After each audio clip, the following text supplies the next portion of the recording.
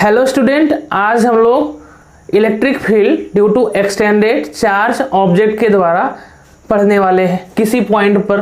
मान लीजिए पॉइंट ओ है। इसके पहले हम लोग ठीक ऐसा टॉपिक पढ़ चुके हैं इलेक्ट्रिक फोर्स में। Electric force due to extended charge object की वजह से, है ना। और सेम टू सेम टॉपिक यहाँ पे इलेक्ट्रिक फील्ड के केस में आने वाला है। कॉन्सेप्ट एक ही है। जो पहले पढ़ा होगा वीडियो उसको यह लगेगा कि एकदम से ये रिवीजन रिपीट टेलीकास्ट चल रहा है, या फिर जो यह पहले देखेगा फिर वह फोर्स वाला टॉपिक देखेगा तो उसको फिर से वही रिपीट टेलीकास्ट दिखने वाला, मतलब रिवीजन आराम से हो जाने वाला। तो इसलिए हम लोग आज सबसे पहले मान लेते हैं अपने पास कोई लेंथ ऑब्जेक्ट है, जिसका लेंथ L है और इस पे यूनिफॉर्म चार्ज डेंसिटी लैम्डा फैला हुआ, लैम्डा कूलम पर मीटर, ये चार्ज फैला हुआ है ना। अब इसकी वजह से हम लोगों को इस पॉइंट O पर इलेक्ट्रिक फील्ड पता करना है। तो पॉइंट O पर इलेक्ट्रिक फील्ड हम लोग पता करेंगे यहां से। तो सेम कंडीशन जैसे पहले चलते आए हैं वैसे आज भी करने वाले हैं कि यह अगर कोई पॉइंट चार्ज की वजह से, इसके जस्ट पहले वीडियो में हम लोगों ने पढ़ा है कि कोई पॉइंट चार्ज Q है, उसे r दूरी पे अगर इलेक्ट्रिक फील्ड पता करना होता है तो Q/r² होता है। और अगर ये पॉइंट यह पॉजिटिव चार्ज की वजह से निकाल रहे हैं तो इससे अवे होता है। मतलब अगर आपको डायरेक्शन लिखना होगा तो आप इधर की तरफ लिख सकते हैं, i कैप लिख सकते हैं, इसमें इस डायरेक्शन में जा रहा है। तो सेम टू सेम कंडीशन यहाँ पे हम निकालने वाले हैं हम लोग, है ना। तो वहां से कैसे करने वाले हैं, देखिए कि पॉइंट चार्ज की वजह से अगर रहता तो आराम से निकाल लेते, लेकिन यहाँ तो डिस्ट्रीब्यूटेड चार्ज सिस्टम है तो क्यों ना हम लोग एक पॉइंट चार्ज खोजते हैं। तो यहाँ से x दूरी पर इस पॉइंट से एक पॉइंट चार्ज देखते हैं जिसका लेंथ dx है। dx का मतलब वह लेंथ 0 के जैसा है, मतलब एकदम पॉइंट चार्ज है। और इस पर dq चार्ज है मान लीजिए। तो dq से x दूरी पर अगर पॉइंट O है तो इस पे इलेक्ट्रिक फील्ड इस डायरेक्शन में होगी। और वह इलेक्ट्रिक फील्ड अगर काउंट करना होगा तो इलेक्ट्रिक फील्ड की वैल्यू कितनी आएगी, सोचो। इस dq की वजह से k dq बाई कितना डिस्टेंस है x², ये निकल जाएगा हम लोगों का k dq by x², answer आ जाएगा। अब उसके बाद फिर क्या हुआ, अगर आपसे कहा गया कि ऐसे dq सभी dq की वजह से अगर हमको इलेक्ट्रिक फील्ड निकालना हो तो सबकी वजह से इस पॉइंट पे जोड़ सकते हैं, क्योंकि सबके वजह से जो डायरेक्शन आने वाला है इस dq की वजह से, इस पॉइंट चार्ज की वजह से यहाँ से अगर देखें तो इसकी वजह से भी इधर के डायरेक्शन में होगा, इसकी वजह से भी इधर के डायरेक्शन में होगा, इसकी वजह से भी इधर के डायरेक्शन में होगा। तो सभी की वजह से डायरेक्शन सेम है। तो चूंकि यह वेक्टर क्वांटिटी है तो एक ही डायरेक्शन में है, तो सभी कंपोनेंट की वजह से जो इलेक्ट्रिक फील्ड आने वाली है सबको एक साथ हम लोग यहाँ पे जोड़ सकते हैं, इंटीग्रेट कर सकते हैं। तो अब यहाँ पे हम लोग इंटीग्रेट करेंगे इसको, है ना। तो यहाँ से देखिए ये मान लीजिए DE था, है ना। तो इस DE की वैल्यू कितनी आने वाली है, DE आ गया अपने पास, DE की वैल्यू आ गई कितनी, k dq/x²। और इंटीग्रेट अगर करें हम लोग तो पूरा मिलेगा, लेकिन कहां से कहां तक लिमिट लगाना होगा। देखो जब यह वाला एलिमेंट लगाएगा फोर्स या इलेक्ट्रिक फील्ड इस पर लगाएगा, मतलब इसकी वजह से इलेक्ट्रिक फील्ड हम लोग पता करेंगे यहां से, तो x की मिनिमम वैल्यू क्या आने वाली है, r। और ऐसे सभी के सभी लगाते जाएंगे तो यहाँ पे पूछेंगे। तो अब यहाँ से यहाँ पे देखें तो इस x की वैल्यू कितनी हो जाने वाली है, यह r है और यह लेंथ क्या है, l है। तो कितना हो जाएगा r+l, मतलब मिनिमम वैल्यू से मैक्सिमम वैल्यू तक हम लोग इसको इंटीग्रेट करेंगे, है ना। अच्छा dq की वैल्यू कितनी आने वाली है, अगर यह लैम्डा कूलम पर मीटर है तो dx लेंथ में, मीटर से लेंथ में गुणा करेंगे तो चार्ज आ जाएगा, है ना, कूलम आएगा। तो dq की वैल्यू कितनी आने वाली है, dq = लैम्डा इंटू dx आने वाली है। तो रख लीजिए यहाँ पे लैम्डा इंटू dx की वैल्यू निकालते हैं। तो जो कांस्टेंट है वो बाहर कर लीजिए। अच्छा वैल्यू और लेते हैं यहाँ से r+l k इंटू dq की वैल्यू कितनी है, लैम्डा इंटू dx बाई कितनी है, x²। जो कांस्टेंट है उसको बाहर कर लीजिए, है ना। तो जो कांस्टेंट है बाहर करें तो क्या है यहाँ पे k इंटू लैम्डा वह बाहर हो गया r से लेकर के r प्लस एल, यहाँ पे dx बाई क्या हो गया एक्स स्क्वायर। अब फिर इसको इंटीग्रेट करना है तो क्या करें हम लोग, k लेमडा, इसको ऊपर लेके जा सकते हैं आप x to the power -2 dx from r से लेकर के r प्लस एल तक। अब इधर जो de आपने इंटीग्रेट किया है तो ये क्या बन गया आपका e बन गया। हमको पता है x to the power n का इंटीग्रेशन कितना होता है, x to the power n+1 upon n+1। तो x to the power -2 dx का इंटीग्रेशन क्या आने वाला है, x to the power -1 by -1, मतलब -1/x। तो यहाँ से -1/x रखें अगर, तो k लैम्डा बड़े ब्रैकेट में कैद कर लीजिए आप इंटीग्रेशन करने के बाद, आंसर क्या आने वाला है -1/x from r to r plus L. अब यहाँ से हम लोग क्या करें, इसको एक बार अपर लिमिट रखते हैं x की जगह पे और एक बार लोअर लिमिट रखते हैं, तो k लैम्डा माइनस बाहर कर लेते हैं, चलो ठीक है।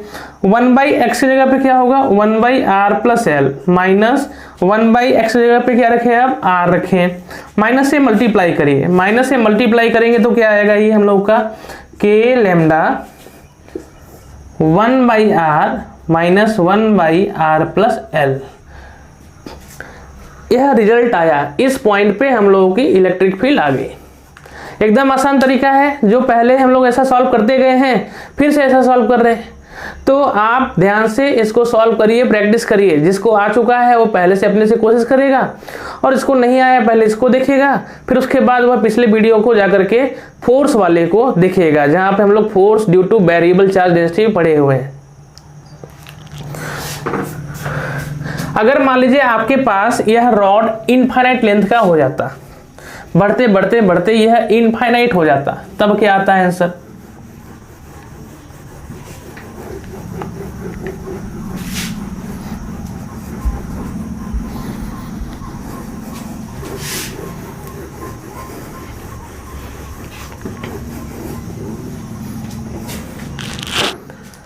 यह रॉड ऐसे कहां तक जाता, इनफाइनाइट तक जाता।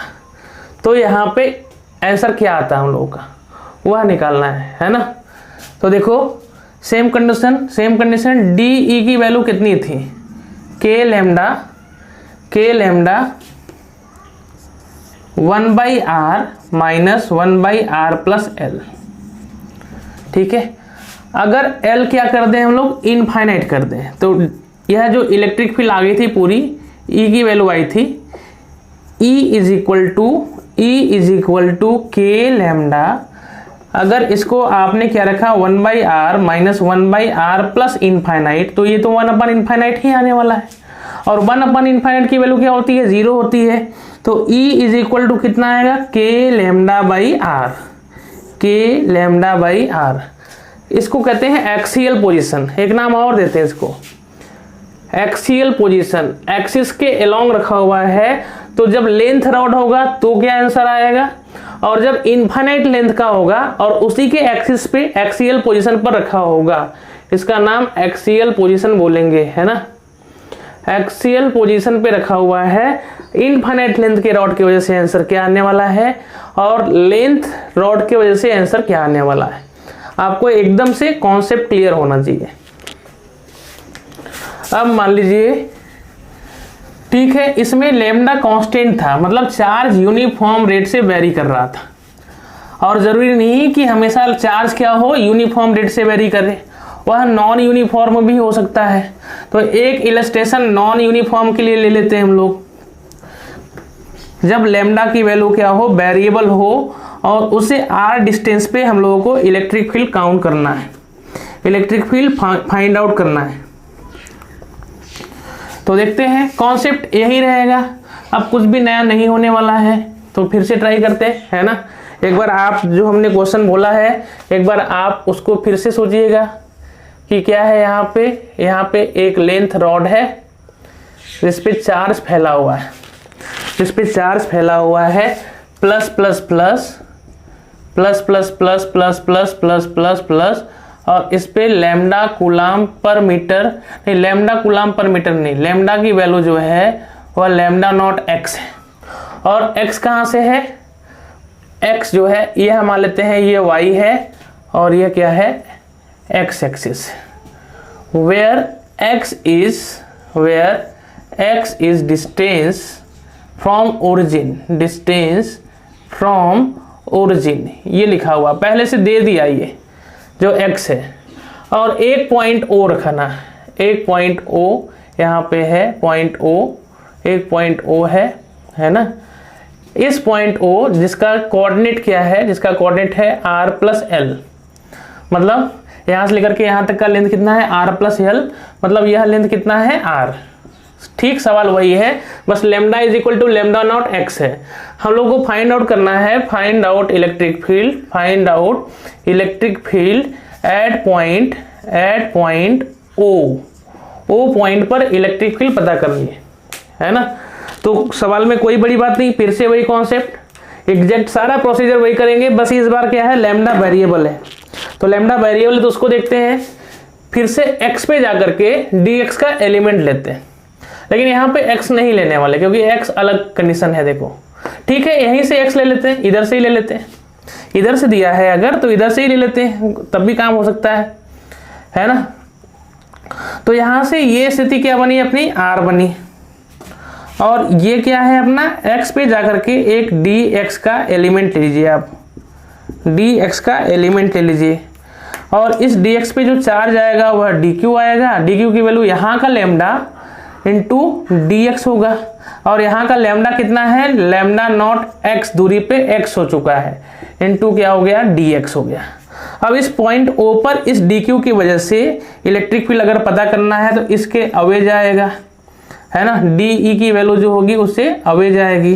तो इस DE की वैल्यू हम लोग लिख लेते हैं यहाँ से, DE की वैल्यू कितनी आने वाली है, DE इज इक्वल टू इस DQ की वजह से K DQ अपान कितना डिस्टेंस हो जाएगा यार, यह पूरा लेंथ कितना है L है, ठीक है, पूरा L+R है, और हमको चाहिए क्या यहाँ से लेकर के यहाँ तक का डिस्टेंस, तो L+R में से x घटा दीजिए, L+R माइनस x, तो यहाँ से लेकर के यहाँ तक का लेंथ हो जाएगा।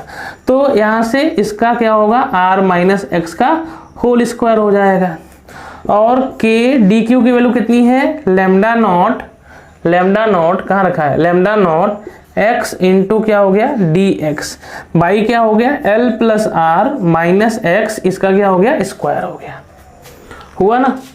अब यहां से हम लोग को इसको सॉल्व करना है, तो अब केवल इस पॉइंट चार्ज की वजह से इलेक्ट्रिक फील्ड आपने लिखा, ऐसे अगला पॉइंट चार्ज आएगा उसकी वजह से इलेक्ट्रिक फील्ड, यहाँ का पॉइंट चार्ज होगा उसकी वजह से इलेक्ट्रिक फील्ड, यहाँ सबका इलेक्ट्रिक फील्ड लिखेंगे और सबको जोड़ देंगे।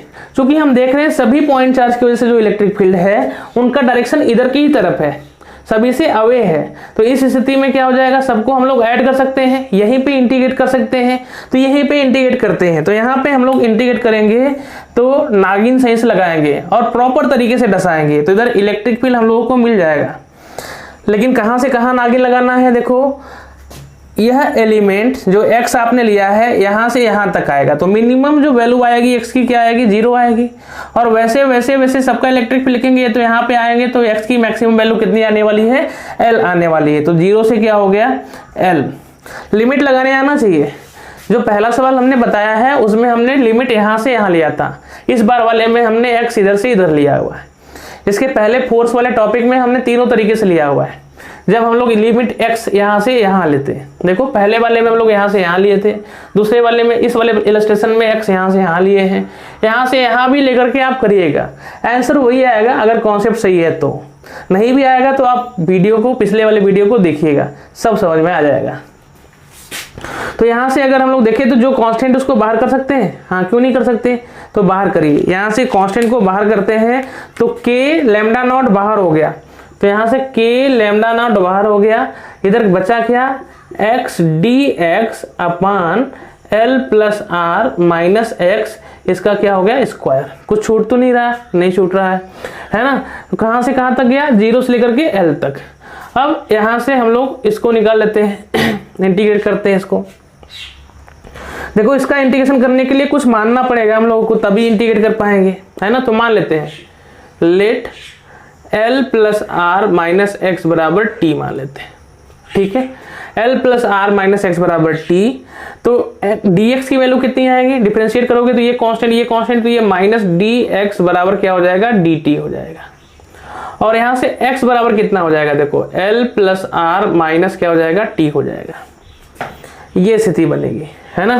तो यहां से यही वाला कंडीशन जो बनेगा हम लोगों का, वह x की जगह पे क्या लिखेंगे हम लोग, L plus r minus t into d x की जगह पे क्या है, माइनस डी टी। तो यहाँ माइनस हम लोग बाहर लगा लेते हैं, है ना, अपान इसकी जगह पे क्या लिखा है आपने, t का स्क्वायर हो जाएगा।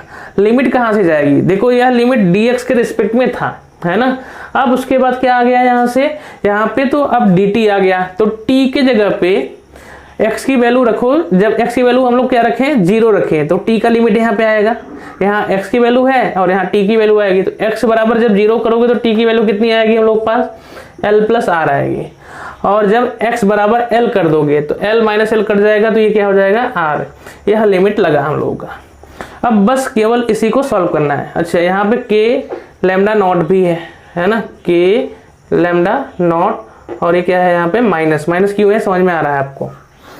अब अगर ये आ गया आपके पास तो इंटीग्रेशन केवल है, और इंटीग्रेशन सबको करने आता है, नहीं भी आता है तो ट्राई करते रहे। ये फाइनल ऑप्शन रहेगा, फाइनल प्रोसेस रहेगा। इतना टॉपिक पढ़ते पढ़ते हम लोग 11 से लेकर के 12 तक का जितना भी इंटीग्रेशन है सब कॉन्सेप्ट हम लोग जान जाएंगे, है ना। इसलिए इसको बहुत प्रॉपर तरीके से पढ़िएगा। अब इसका इंटीग्रेशन करना है ना, तो माइनस से गुणा भी कर सकते हैं हम लोग, है ना, कर सकते हैं। नहीं कर रहे हैं तो कोई बात नहीं। यहाँ पे क्या लिखे हम लोग, माइनस के लैम्डा नॉट, यहाँ क्या हो गया हम लोगों का, integration L plus r by t square into d t हो गया, माइनस टी बाई टी करेंगे तो क्या आएगा, डी टी बाई टी हो जाएगा, डी टी बाई टी हो जाएगा। तो ये स्थिति आई। अब इसी को इंटीग्रेट करना है, कहाँ से कहाँ तक, L प्लस आर से लेके आर तक, L प्लस आर से लेके आर तक, है ना। अब इसको इंटीग्रेट करते हैं हम लोग यहाँ से, तो E इज इक्वल टू क्या बना अपना, देखो इधर L प्लस आर तो कांस्टेंट है, माइनस के लैम्डा नॉट से गुणा कर दो, है ना। क्यों ना हम लोग माइनस को गुणा कर दे, तो इधर माइनस आएगा और इधर क्या जाएगा, प्लस आएगा। ये पूरे में है, ये तो पूरे में है, बोलो है कि नहीं, ये पूरे में है ना, माइनस से गुणा हुआ था। तो अब इस स्थिति में अच्छा यही रहने देते हैं, माइनस को इधर रहने देते। 1/t स्क्वायर का मतलब क्या होगा, ये सेम कंडीशन, t के पावर -2 dt, इसका इंटीग्रेशन क्या आएगा, t के पावर -2 + 1 अपान -2 + 1, तो कितना हो गया ये, -1/t, t के पावर -1 और नीचे -1। तो इसका इंटीग्रेशन क्या आया, -1/t, है ना। कहां से कहां तक आया, L प्लस आर से लेकर के R तक। और उधर देखें अगर dt/t 1/t का इंटीग्रेशन क्या आता है, ln t, तो ये क्या हो गया, ln t, ये भी बड़े ब्रैकेट में कैद करते हैं, कहां से कहां तक, L प्लस आर से लेकर के R तक। अब बस केवल कुछ करना नहीं है, हम लोग क्या रखना है, लिमिट रखना है। तो लिमिट रख देते हैं यहाँ से जैसे ही लिमिट रखेंगे, या देखो माइनस से माइनस गुणा करके काट देते हैं इसको, है ना। और इधर क्या है, माइनस क्या हो जाएगा, प्लस हो जाएगा, ठीक है। तो के लैम्डा नॉट बाहर ही रहने दो, और एक बार टी की जगह पे अपर लिमिट रखो 1/r, और माइनस क्या होगा, 1/r प्लस एल, ये स्थिति बनी, है ना। और यहाँ से एक बार अपर लिमिट रखो, तो माइनस गुणा किए हैं तो प्लस हो गया है, तो प्लस ln t की जगह पे एक बार अपर लिमिट रखेंगे r minus ln lower limit रखेंगे l प्लस आर, ये स्थिति बना। अब इसको अगर सॉल्व करें तो ये r प्लस एल, यहाँ पे माइनस r, इसका मतलब क्या हो जाएगा, ये r plus L minus r, तो ऊपर क्या हो जाएगा अपना, r से r कट जाएगा तो ऊपर l अपान r प्लस एल आएगा, है ना। और इधर क्या हो जाएगा, ln r upon l plus r. इस हिसाब से ये आंसर आ जाएगा, है ना। तो हमारा कहने का मतलब ये नीचे वाली कॉन्सेप्ट बहुत बड़ी बात नहीं है, आपको थोड़ा सा फार्मूला इधर सीखना पड़ेगा, उसके बिना कुछ काम नहीं होने वाला। आपको ये फिजिक्स वाली कॉन्सेप्ट 100% आनी चाहिए, कैसे एलिमेंट ले रहे हैं, फिर उसके बाद कैसे हम लोग इंटीग्रेट करने वाले हैं, है ना। अगला इलस्ट्रेशन लेते हैं हम लोग।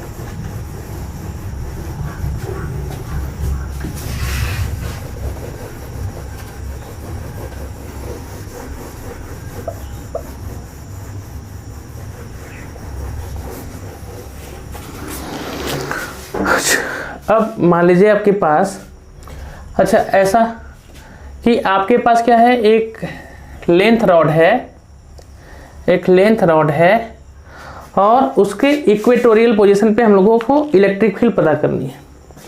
कहाँ पे? यहाँ पे इक्वेटोरियल पोजीशन पे, यहाँ पर इलेक्ट्रिक फील्ड पता करनी है इस पॉइंट पे, इनके बीच से, यहाँ से r डिस्टेंस पे, इस जगह पे इलेक्ट्रिक फील्ड पता करना।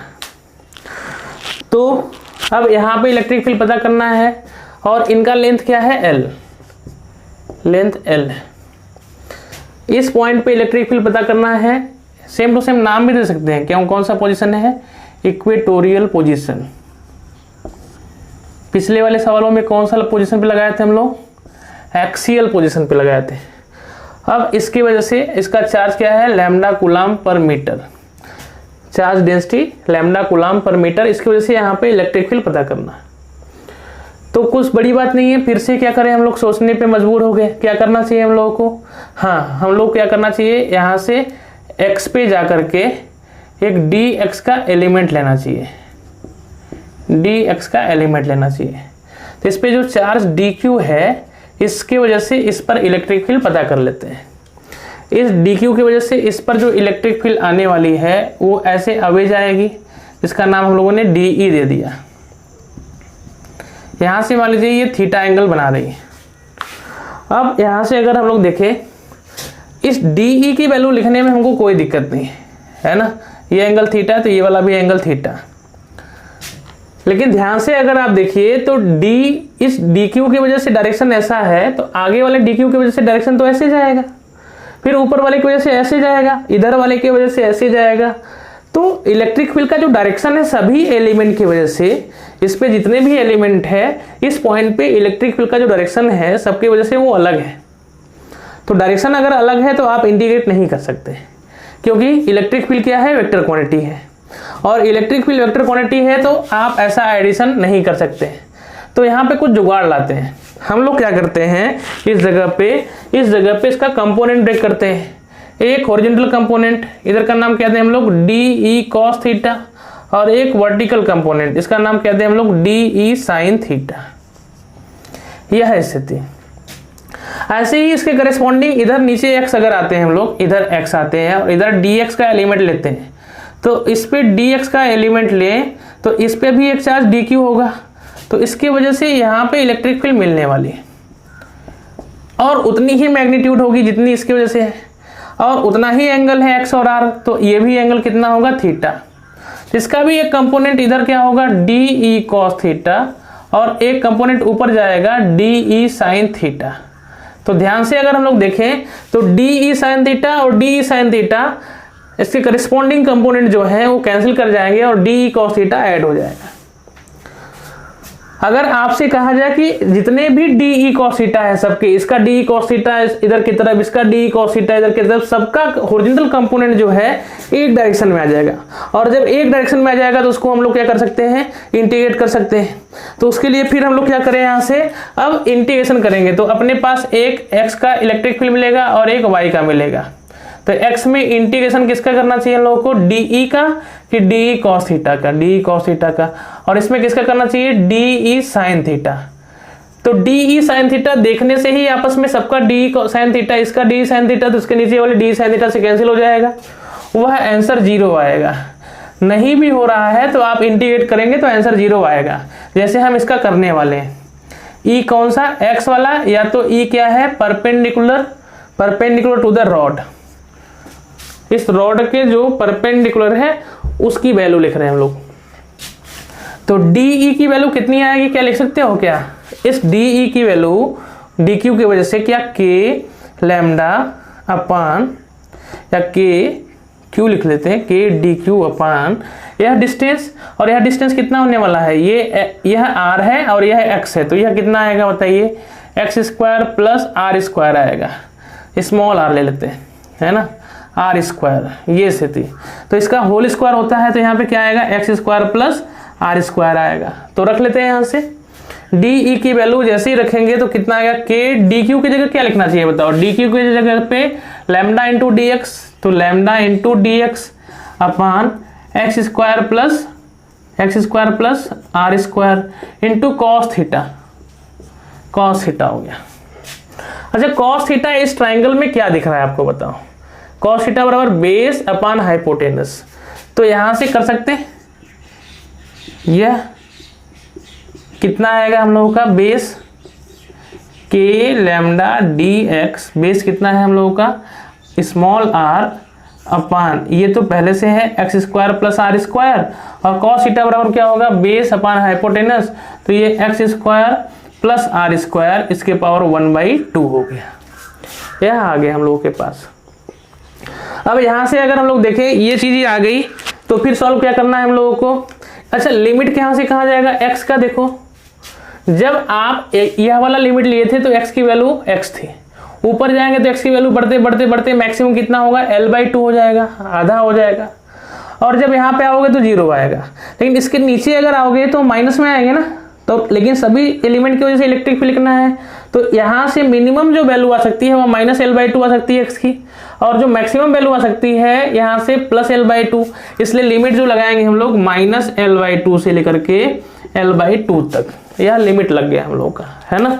अब लिमिट लग जाने के बाद फिर क्या करना है हम लोगों को, केवल इंटीग्रेट करना है, जो कांस्टेंट है बाहर करिए, तो Ex इज इक्वल टू, या इस डायरेक्शन का जो वैल्यू ले रहे हैं आप इलेक्ट्रिक फील्ड का, या परपेंडिकुलर टू द रॉड की बात कर रहे हैं, तो के लैम्डा कांस्टेंट है बाहर कर लीजिए, के लैम्डा बाहर हो गया। अच्छा आर भी कांस्टेंट है बाहर कर लीजिए, अगर लैम्डा वेरिएबल होता तो नहीं करते, फिर रख लेते हैं वैल्यू, आपको करने आएगा फिर, है ना।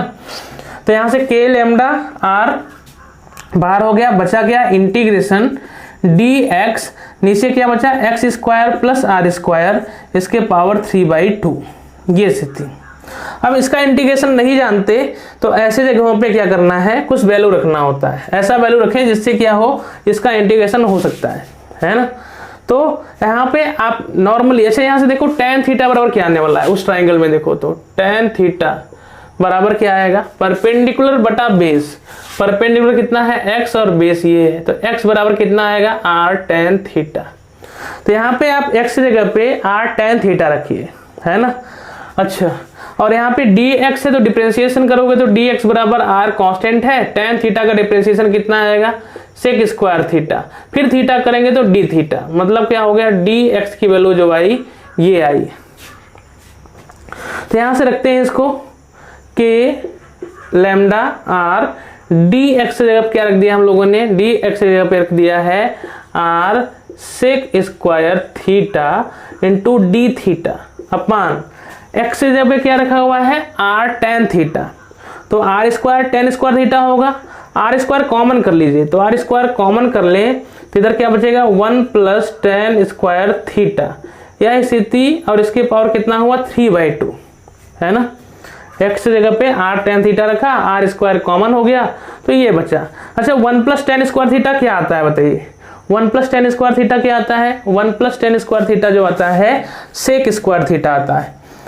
तो इसको पूरा हटाएं अगर हम लोग तो क्या लिखेंगे यहाँ पे के लैम्डा आर,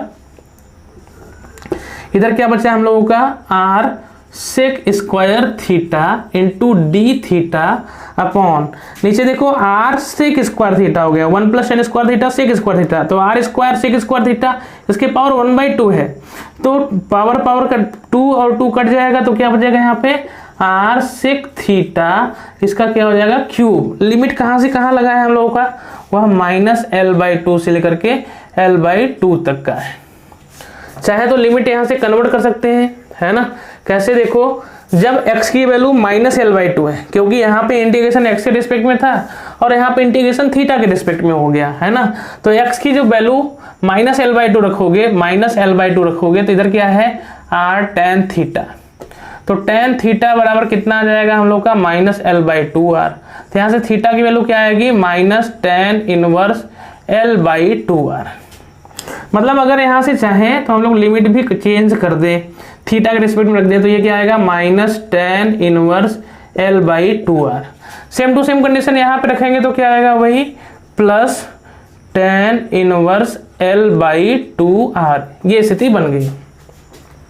तो के लैम्डा आर, अच्छा देखो ये r³ सेक क्यूब थीटा है और ये r सेक स्क्वायर थीटा है, तो r³ ये इधर आएगा तो ये r² हो गया, बाहर कर लेते हैं। तो E is equal to k lambda r by, देखो उधर आर आर तो ऊपर हो जाएगा आर स्क्वायर, इधर आर क्यूब तो नीचे आएगा r cube, sec cube theta sec square theta, तो नीचे 1/sec थीटा बचेगा, मतलब क्या होगा ऊपर जाएगा तो कॉस थीटा बचेगा, और उधर क्या है डी थीटा, और लिमिट कहाँ से कहाँ लिखा है -tan इनवर्स L/2 R से लेके +tan इनवर्स L/2 R तक। कॉस थीटा का इंटीग्रेशन क्या होता है बताइए, कॉस थीटा का इंटीग्रेशन होता है साइन थीटा, तो रख दीजिए यहाँ से कॉस थीटा की जगह पे साइन थीटा। अच्छा यहाँ पे क्या बचा हम लोगों का के लैम्डा, नीचे क्या हुआ आर बचा, कॉस थीटा की जगह पे साइन थीटा रखना है, साइन थीटा इसका इंटीग्रेशन क्या आया हम लोगों का -tan इनवर्स L/2R, और ये क्या आया tan इनवर्स L/2R। तो एक बार थीटा की जगह पे ये रखेंगे और एक बार थीटा की जगह पे ये रखेंगे, है ना, तो ये स्थिति आएगी। तो लेंदी बन रहा है, ऐसा करते हैं ना, यहाँ पे लिमिट जो है लिमिट यही रहने देते हैं। देखो अभी प्रोसेस करते हैं समझना, यहाँ पे लिमिट एक तो tan इनवर्स का खेल हो जाएगा, है ना, तो पढ़ा रहे हैं फिजिक्स, चला जाएगा मैथमेटिक्स, तो अभी हम यही कर रहे हैं। यहाँ पे क्या हो गया -L/2 और L/2, तो चूंकि यहाँ पे लेंथ है और यहाँ पे थीटा है, तो ऐसा क्यों नहीं रखते हम लोग, वैल्यू ही यहाँ पे उठा कर रख दे, साइन थीटा की वैल्यू रख दे, तो साइन थीटा बराबर क्या हो जाएगा परपेंडिकुलर अपॉन हाइपोटेनस, है ना, तो यहाँ से यही साइन थीटा क्या हो जाएगा परपेंडिकुलर x अपॉन हाइपोटेनस, तो क्या हो जाएगा वो x² + r²। अब एक बार x जगह पे L/2 रखना है, माइनस L/2 रखना है, तो आंसर क्या आएगा देखते हैं यहाँ से, के लैम्डा बाई आर L/2, और नीचे क्या हो गया अंडर रूट L/2 का whole square plus r² minus x जगह पे क्या करें -L/2, तो माइनस करेंगे तो क्या हो जाएगा ये +L/2, और नीचे -L/2 का होल स्क्वायर करोगे तो वही आएगा, प्लस ही आने वाला है, तो L/2 का होल स्क्वायर प्लस r², या तो जुड़ जाएगा, तो L/2 कितना हो जाएगा L हो जाएगा, नीचे का सेम है, तो L अपान, अब इसको अगर हम लोग सॉल्व करें तो ये /4 होगा, है ना, तो यहाँ पे L² + 4r²/2 बाहर आएगा, तो 2 ऊपर चला जाएगा, तो डायरेक्ट लिखते हैं यहाँ से, समझिएगा, या तो यहाँ पे लिख देते हैं, तो 2k लैम्डा बाई आर, और अंडर रूट में क्या आ जाएगा यहाँ से L² + 4r का स्क्वायर, आगे जगह नहीं है इसलिए वहीं तक करते हैं। अब समझिएगा बात हमारा, इन सब सवालों में कोई बहुत बड़ी बात नहीं है, केवल एलिमेंट लेना आना चाहिए, फिर इंटीग्रेशन करने आना चाहिए। चलिए अगर आपसे पूछा जाता कि सर ये बताइए कि जनरल कंडीशन यही बीच में ना होता, कहीं यहाँ होता, कहीं यहाँ होता, कहीं यहाँ होता, तब क्या होता, इलेक्ट्रिक फील्ड क्या आती है हम लोग की, है ना, उस जगह पे अगर इलेक्ट्रिक फील्ड निकालना होता तो फिर क्या करते हैं हम लोग, उसको देखते हैं।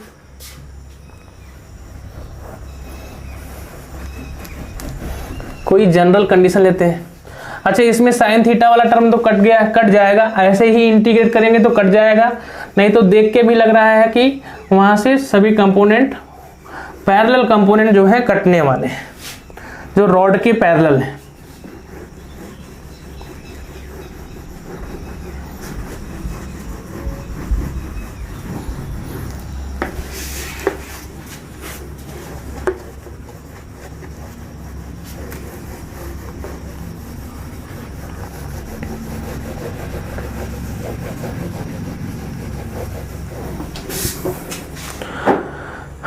अब जैसे क्या होता, आपके पास क्या होता कि यह कंडीशन होती, रॉड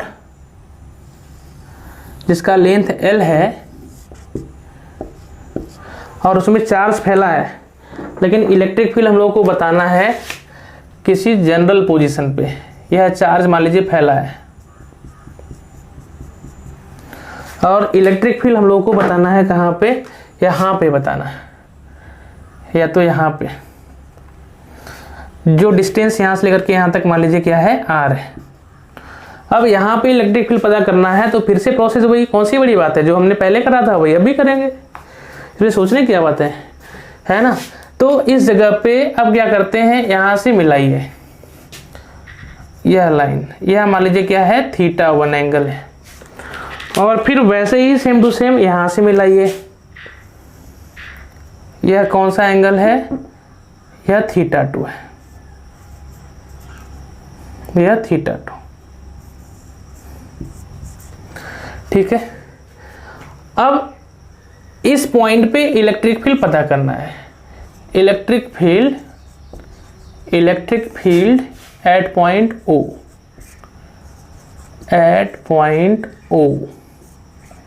O पे पता करना है। तो क्या करेंगे, देखिए फिर से हम लोग क्या करेंगे, वही x पे जाएंगे और dx का एक एलिमेंट काटेंगे, dx का एक एलिमेंट काटेंगे। यह मोटाई कितना ले लेते हैं, dx, इस पे चार्ज कितना है, dq की वैल्यू क्या है, इस पे लैम्डा है तो लैम्डा इंटू dx हो जाएगा। अब इस dq की वजह से इस पर इलेक्ट्रिक फील्ड तो हम लोग पता कर सकते हैं, क्यों नहीं कर सकते, कर सकते हैं ना। तो इस dq की वजह से इस पर इलेक्ट्रिक फील्ड हम लोग पता कर ले रहे हैं। यह एंगल θ1 है और यहाँ से इलेक्ट्रिक फील्ड ऐसे अवे जाएगा। इस dq की वजह से मान लीजिए क्या है, de, और यह एंगल कितना बना रहे हैं, ये θ बना रहे हैं। अगर यह θ होगा तो यह वाला भी क्या होगा, θ होगा। इसको अलग कलर से लेते हैं। यह इसी लाइन में इलेक्ट्रिक फील्ड लगने वाला है, इसे अवे होगा, और यह वाला एंगल क्या है, θ है। मान लीजिए यहाँ से θ एंगल पे एक dq चार्ज है, वह उसकी वजह से इलेक्ट्रिक फील्ड इस डायरेक्शन में है। लेकिन सभी की वजह से, सभी एलिमेंट की वजह से इलेक्ट्रिक फील्ड का डायरेक्शन क्या होगा, वही रहेगा कि अलग हो जाएगा, सबकी वजह से अलग हो गया। नीचे वाले की वजह से इधर हो जाएगा, तो डायरेक्शन चेंज हो रहा है। तो आप इंटीग्रेट नहीं कर सकते, यहाँ पे जोड़ नहीं सकते। तब क्या करेंगे हम लोग, यहाँ से क्या करेंगे, फिर से एक जुगाड़ लगाएंगे कि भैया अगर ऐसी स्थिति है तो इसका एक कंपोनेंट अगर ब्रेक कर दें, इधर डी cos θ लिखें और ये क्या लिखें, डी sin θ लिखें, तो इस कंडीशन में इसका भी एक इस इंक्लाइन डायरेक्शन में आएगा, इस डायरेक्शन में, तो उसका भी एक कंपोनेंट इधर जाएगा, एक कंपोनेंट इधर आएगा। भले ही इसका एक इलेक्ट्रिक फील्ड ऐसे जा रहा हो, लेकिन एक कंपोनेंट ऐसे और एक कंपोनेंट ऐसे आएगा। कहने का मतलब सभी एलिमेंट की वजह से जो इलेक्ट्रिक फील्ड है उसका हॉरिजॉन्टल कंपोनेंट एक डायरेक्शन में और वर्टिकल कंपोनेंट एक डायरेक्शन में, एक या अपोजिट डायरेक्शन में। तो जब एक या अपोजिट डायरेक्शन में होते हैं तो वेक्टर को डायरेक्ट आप ऐड और सब्ट्रैक्ट कर सकते हैं। तो हम लोग यहाँ से डी को इंटीग्रेट नहीं करने वाले हैं। किसको इंटीग्रेट करेंगे हम लोग, डी cos θ और डी sin θ को। तो डी cos θ अगर ऐड करेंगे तो इसके परपेंडिकुलर वाला कंपोनेंट मिलेगा, और डी sin θ ऐड करेंगे तो क्या होगा, इसके पैरेलल कंपोनेंट मिलेगा। समझ में आया, इसके पैरेलल कंपोनेंट मिलेगा। तो यहाँ से क्या आएगा, सबसे पहले हम लोग क्या कर लेते हैं, दो कंपोनेंट आएगा रिजल्टेंट इस पॉइंट पे। वो क्या आने वाला है, एक तो ई परपेंडिकुलर आने वाला है, परपेंडिकुलर लिख लेते हैं, परपेंडिकुलर टू द रॉड। इसको नॉर्मली हम ऐसे लिख रहे हैं, मान लीजिए वह इंटीग्रेशन होगा किसका, डी cos θ का। और ऐसे ही एक तो ई के पैरेलल होगा, E parallel to the rod, parallel, तो इसको हम लोग ई ऐसे लिख रहे हैं, है ना, ई पैरेलल। यह क्या हो गया अपना, डी sin θ वाला कंपोनेंट, ये स्थिति। अब इन्हीं को इंटीग्रेट करने वाले हैं। तो देखिए यहाँ से ई परपेंडिकुलर ले लीजिए, नहीं तो ई पैरेलल ही ले लीजिए, जिसको भी लेना हो। चलिए ई पैरेलल को सॉल्व करते हैं। तो ई पैरेलल, डी की वैल्यू लिखिए आप, डी की वैल्यू लिखेंगे तो क्या होगा, इस डी क्यू की वजह से इस पॉइंट पे इलेक्ट्रिक फील्ड लिखना है, तो के डी क्यू अपान यह वाला डिस्टेंस का स्क्वायर, और ये x है और ये r है, तो कितना होगा, उसका होल स्क्वायर हो जाएगा। बोलो, क्योंकि यह वाला लेंथ कितना आने वाला है, √x² प्लस r², तो यहाँ से लेकर के यहाँ तक का लेंथ का यहाँ पे स्क्वायर होता है, इनटू sin θ। अच्छा, डी क्यू की वैल्यू रख दीजिए यहाँ से, तो क्या आएगा, के dx लेंथ पे जो चार्ज है अपान x² प्लस r², ये स्थिति आया। और sin θ अगर यहाँ से है तो sin θ की जगह पे चाहे तो वैल्यू रखें हम लोग, है ना। तो साइन थीटा पे वैल्यू रखेंगे तो कितना आएगा हम लोगों का, साइन थीटा पे वैल्यू रखे तो साइन थीटा की वैल्यू क्या आएगी, परपेंडिकुलर बटा हाइपोटेनस।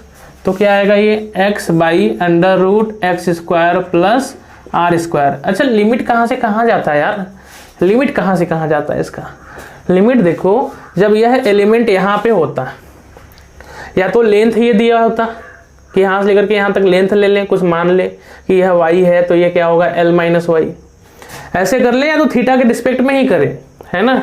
देखते हैं किस तरीके पे करने पे आएगा आंसर, दोनों से आंसर आने वाला। तो जब यह एलिमेंट यहाँ है तो एंगल कितना है यहाँ से देखने पे थीटा, और जब एलिमेंट यहाँ पे आएगा तो थीटा की वैल्यू क्या होगी, 0 हो जाएगी। लेकिन हमको सारा एलिमेंट की वजह से इलेक्ट्रिक फील्ड लिखना है, तो ऐसे ऐसे करते करते जब वह वाला एलिमेंट आएगा तो थीटा की वैल्यू कितनी हो जाएगी, θ1, वह मैक्सिमम वैल्यू आई। लेकिन ऐसे ऐसे जब यहाँ पे 0 आएंगे, लेकिन हमको ये सभी कैलकुलेट करना है, तो इधर आएंगे तो 0 से कम आने का मतलब माइनस, तो इस एंड पे आएंगे तो मिनिमम वैल्यू जो आएगी थीटा की वो क्या आएगी, माइनस में, मतलब माइनस θ2, और यहाँ से फिर इधर जाएंगे तो क्या आएगा प्लस θ1। यह एलिमेंट मिला हम लोगों का। चलो वैल्यू लिखो यहाँ से, E parallel is equal to, यहाँ से कितना आ गया हम लोगों का, k लैम्डा x dx upon x square plus are square, इसके पावर कितना है 3/2। अब इनका इंटीग्रेशन करना है, इनका इंटीग्रेशन करना है। यहाँ पे क्या है ये माइनस θ2 और यहाँ पे क्या है θ1। तो इंटीग्रेशन करने के लिए वैल्यू रखते हैं, है ना। यहाँ पे देखो tan थीटा बराबर, फिर से देखें यहाँ से, तो tan थीटा बराबर क्या होगा, परपेंडिकुलर बटा बेस, परपेंडिकुलर x और बेस कितना है r, क्योंकि ये नीचे r है ना, दिखाया यहाँ पे। तो x बराबर कितना हो गया यहाँ से r tan थीटा, यहाँ रखते हैं इसको आसानी के लिए। तो x बराबर r tan थीटा रखेंगे तो यहाँ पे k लैम्डा x जगह क्या रखा आपने, स्मॉल r tan थीटा। अच्छा dx निकालना होगा, तो dx करोगे तो फिर से वही कहानी, इधर क्या होगा r sec square theta into d theta हो जाएगा, डिफरेंशिएट करेंगे तो dx जगह पे फिर क्या हुआ, r sec square theta into क्या हो गया, डी थीटा हो गया। और नीचे देखते हैं, नीचे अगर देखें तो x की जगह पे r tan थीटा रखते हैं, तो फिर से r स्क्वायर कॉमन कर लेंगे तो यहाँ पे 1 प्लस tan स्क्वायर थीटा होगा, और इसके पावर कितना है 3/2 है। लिमिट कहाँ से कहाँ पर, माइनस θ2 से लेकर के θ1 तक, यह स्थिति है। ई पैरेलल के लिए अगर बात करें तो जो कांस्टेंट है बाहर करिए, k लैम्डा आर स्क्वायर बाहर कर लीजिए, तो k लैम्डा आर स्क्वायर बाहर, थीटा बाहर नहीं है जाएगा। अच्छा यहाँ आर स्क्वायर और ये 1 प्लस tan स्क्वायर थीटा क्या होगा, सेक स्क्वायर थीटा होगा, है ना। तो r square sec square theta हो जाएगा, और r square sec square theta से अगर हम लोग देखें तो आर सेक थीटा का स्क्वायर, और यहाँ से स्क्वायर स्क्वायर कट जाएगा तो आर सेक थीटा का क्यूब बचेगा। तो यहाँ से आर सेक थीटा क्यूब बचेगा, तो इधर आर क्यूब आप बाहर कर लीजिए, और इधर क्या बचा, अंदर बचा tan theta into sec square theta, और नीचे क्या बचा यहाँ पे सेक क्यूब थीटा माइनस θ2 से लेकर के θ1 तक। देखो यहाँ से अगर देखें तो ये नीचे 1 सेक थीटा बचेगा, 1 सेक थीटा का मतलब कॉस थीटा, और साइन थीटा बटा कॉस थीटा कट जाएगा तो खाली क्या बचेगा, साइन थीटा। तो क्या बचा यहाँ पे k लैम्डा, नीचे क्या हुआ r, इधर क्या बचा इंटीग्रल साइन थीटा कहाँ से कहाँ तक, माइनस θ2 से लेकर के θ1 तक, ये स्थिति बना। अब साइन थीटा का इंटीग्रेशन करने में कोई दिक्कत नहीं। हाँ यहाँ पे डी थीटा भी है, कहाँ गया डी थीटा, तो थीटा के रिस्पेक्ट में इंटीग्रेट भी करना है तो करने में कोई दिक्कत नहीं। साइन थीटा का इंटीग्रेशन क्या आता है, माइनस कॉस थीटा आता है ना, साइन थीटा का इंटीग्रेशन माइनस कॉस थीटा, तो माइनस कॉस थीटा रखते हैं यहाँ पे, तो क्या बचेगा ये माइनस के लैम्डा बाई आर, बड़े ब्रैकेट में कैद कर दो, यहाँ क्या हुआ कॉस थीटा फ्रॉम माइनस θ2 से लेकर के θ1 तक, यह स्थिति आई, है ना। अब उसको यहाँ पे लिखते हैं, इधर दिखाई नहीं दे रहा है ना, फिर से आ जाइएगा सब लोग इधर, यह स्थिति।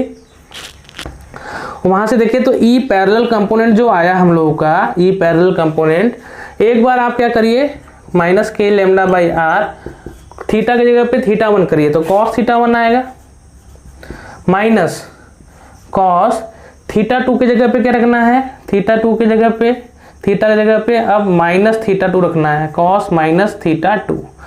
और कॉस माइनस थीटा की वैल्यू क्या आती है, कॉस थीटा ही आती है, इसलिए इसको हटा करके हम लोग कॉस माइनस थीटा 2 को कॉस थीटा 2 ही ले सकते हैं।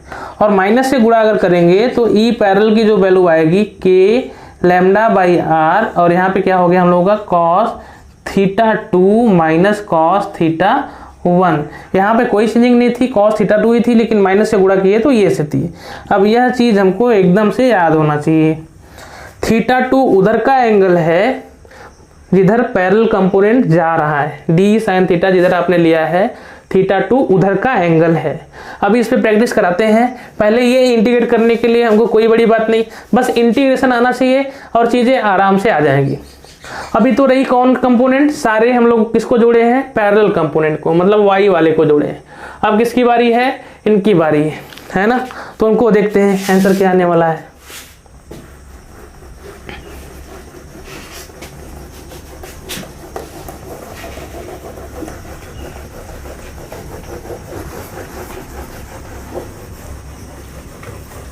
कि डायरेक्ट आंसर लिख दें, चलो करके दिखाते हैं।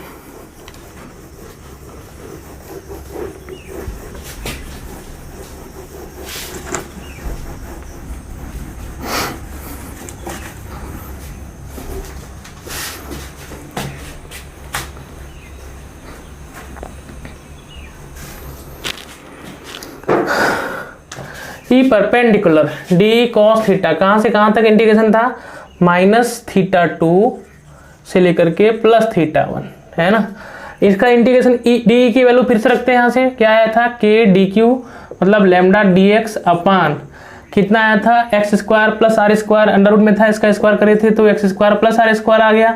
कॉस थीटा की वैल्यू करेंगे तो क्या आएगा, बेस अपान हाइपोटेनस, तो बेस क्या हो गया आर और अपान हाइपोटेनस कितना हो गया, under root x square plus are square, ये से थी माइनस थीटा 2 से लेकर के कहां तक, थीटा 1 तक। तो ई परपेंडिकुलर कंपोनेंट मतलब रॉड से जो दूर जा रहा है ना, उसके वजह से क्या करें, देखो फिर के लेमडा को बाहर कर लो कोई दिक्कत नहीं, माइनस थीटा 2 थीटा 1, और यहाँ पे क्या हो गया अपना, अच्छा आर भी बाहर हो जाएगा, ऊपर क्या बचा डी एक्स, नीचे क्या बचा x square plus are square, इसके पावर 3/2। फिर से कहानी वही, एक्स बराबर कितना है, आर टेन थीटा है, तो डी एक्स बराबर कितना होगा, r sec square theta into क्या होगा, डी थीटा होगा, ये स्थिति रख लेते हैं यहाँ से। तो ई परपेंडिकुलर बराबर के लेमडा आर, डी एक्स जगह पे कितना हो गया हम लोगों का, r sec square theta d theta upon, यहाँ पे रखेंगे तो क्या होगा, आर टेन थीटा,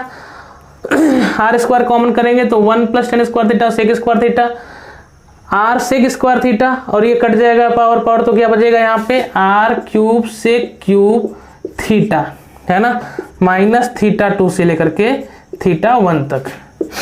देखो ऊपर जाएगा तो आर स्क्वायर, नीचे आर क्यूब, तो क्या होगा यहाँ पे के लेमडा बाई आर, ये बचेगा k lambda by r sec square theta sec cube theta, कितना हुआ 1 अपान सेक थीटा मतलब कॉस थीटा, यहाँ बचा कॉस थीटा माइनस थीटा 2 से लेकर के थीटा 1 तक, माइनस थीटा 2 से लेकर के थीटा 1 तक ये बचा। अब यहाँ से कॉस थीटा का इंटीग्रेशन कितना आता है हम लोग जानते हैं, साइन थीटा, तो के लेमडा बाई आर बड़े ब्रैकेट में कैद कर दो, इसका इंटीग्रेशन कितना हो गया, साइन थीटा कहाँ से कहाँ तक, माइनस थीटा 2 से लेकर के थीटा 1 तक, यह स्थिति बनी, माइनस थीटा 2 से लेकर के थीटा 1 तक है ना। अच्छा ये अगर यहाँ से आ गया तो आप अपर लिमिट और लोअर लिमिट रखिए, ई परपेंडिकुलर कंपोनेंट के लेमडा बाई आर, एक बार साइन थीटा के जगह पे थीटा 1 करते हैं, माइनस साइन थीटा के जगह पे माइनस थीटा 2 लोअर लिमिट करते हैं, लेकिन साइन माइनस थीटा बराबर माइनस साइन थीटा होता है, इसलिए ई पैरेलल परपेंडिकुलर कंपोनेंट का आंसर क्या आएगा, के lambda by r sine theta 1 plus sine theta 2, sine theta 1 plus sine theta 2, यह याद होना चाहिए। क्योंकि देखिए बोर्ड स्टैंडर्ड पर यह सवाल काफ़ी ऊंचा हो चुका है, बोर्ड से कोई मतलब नहीं। आईटी मेडिकल और ग्रेविटेशन के लिए काम करने वाला है, आईटी मेडिकल कंपटीशन के लिए और ग्रेविटेशन चैप्टर, मैग्नेटिज्म चैप्टर सब में काम करने वाला। हाँ, मैग्नेटिज्म चैप्टर में ऐसा चीज़ काफ़ी फेमस है, वह आने वाला। अभी हम वहाँ से आपको कंपेयर करा देते हैं। जो पहली बार मैग्नेटिज्म का नाम सुन रहे हैं वह खाली देखेंगे, और जो पहले पढ़ चुके हैं वह समझेंगे कि नहीं ऐसा भी करके हम लोग सॉल्व कर लेंगे। तो देखिए कैसे पहले याद करना है इसको, वह याद करते हैं हम लोग।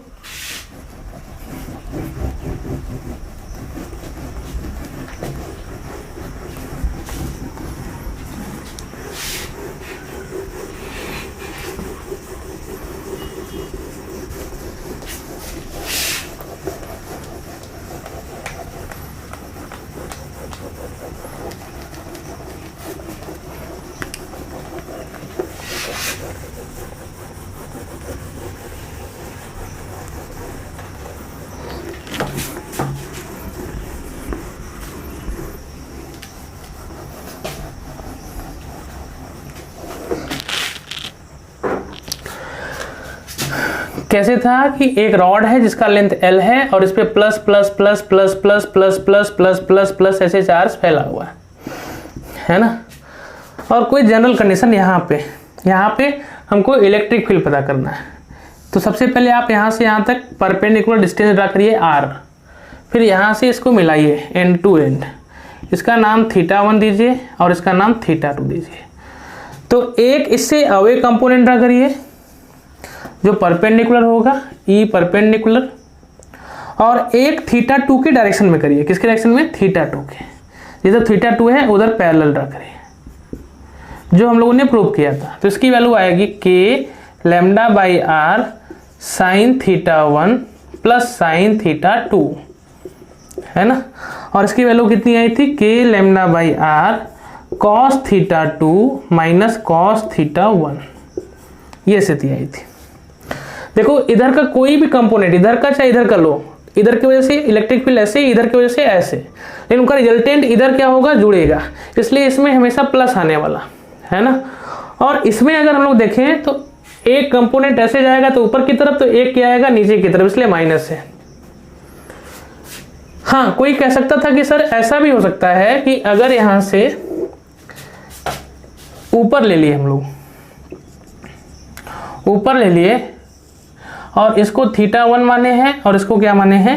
θ2। एंगल देख लीजिएगा कहाँ से, यहाँ से नहीं है, यहाँ से होगा तो जहाँ पे साइन है वहाँ पे कॉस हो जाएगा।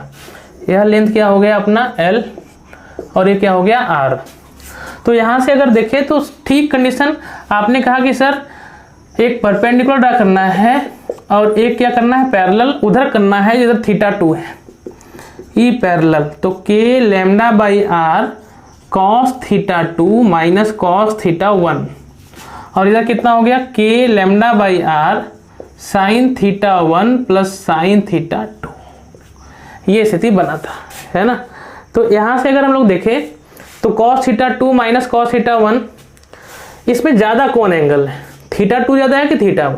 दिख रहा है θ2 ज़्यादा है, तो cos θ2 की वैल्यू क्या हो जाएगी भाई? कम हो जाएगी। हम लोग जानते हैं एंगल ज़्यादा तो थीटा की वैल्यू, cos की वैल्यू क्या होती है? कम होती है। इसका मतलब इस फिगर में cos θ2 कम है cos θ1 से, इसका मतलब ये माइनस में आने का मतलब है। माइनस में आने का मतलब जो कंपोनेंट आपने इधर माना है, रिजल्टेंट किधर जाने वाला है? इधर जाने वाला है। तो इसका हम लोग रिजल्टेंट वैल्यू निकाल लेंगे कि इधर कहीं रिजल्टेंट वैल्यू जाएगा। वह आपको दिख भी रहा है। कैसे? देखो इधर का कंपोनेंट ज़्यादा है तो वो क्या करेगा? ऐसे ढकेलेगा, इधर वाला कंपोनेंट ऐसे ढकेलेगा। यह ज़्यादा है, इसकी वजह से रिजल्टेंट ऐसे जाना चाहिए। इसका मतलब आपने जो भी किया है वो सही किया है। यहाँ अगर देखें तो यहाँ पे कौन ज़्यादा है? θ1 ज़्यादा है कि θ2? तो यहाँ पे θ1 ज़्यादा है θ2 से, तो ऑब्वियस सी बात है cos θ1 क्या हो गया? कम हो गया cos θ2 से।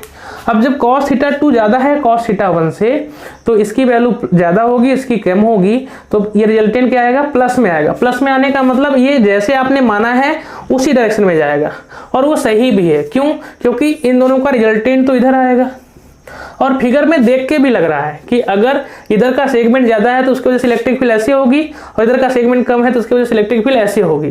तो रिजल्टेंट इसका ज़्यादा है, इसलिए किधर की तरफ आना चाहिए, नीचे की तरफ आना चाहिए। समझ में आया? तो इस हिसाब से θ2 उधर मानेंगे जिधर, मतलब पैरेलल कंपोनेंट उधर मानेंगे जिधर θ2 है, वो अपने आप प्लस माइनस बता देगा। इसका यूज और ले लेते हैं हम लोग, है ना, और अलग अलग चैप्टर में भी काम कर लेगा ये, उसको देख लेते हैं। ग्रेविटेशन चैप्टर में यही सेम टू सेम, जब ग्रेविटी फील्ड निकालना होगा किसी रॉड की वजह से, उसका मास m है, किसी रॉड की वजह से उसका मास m है ना, लेंथ l, और इस पे मास क्या है, m है।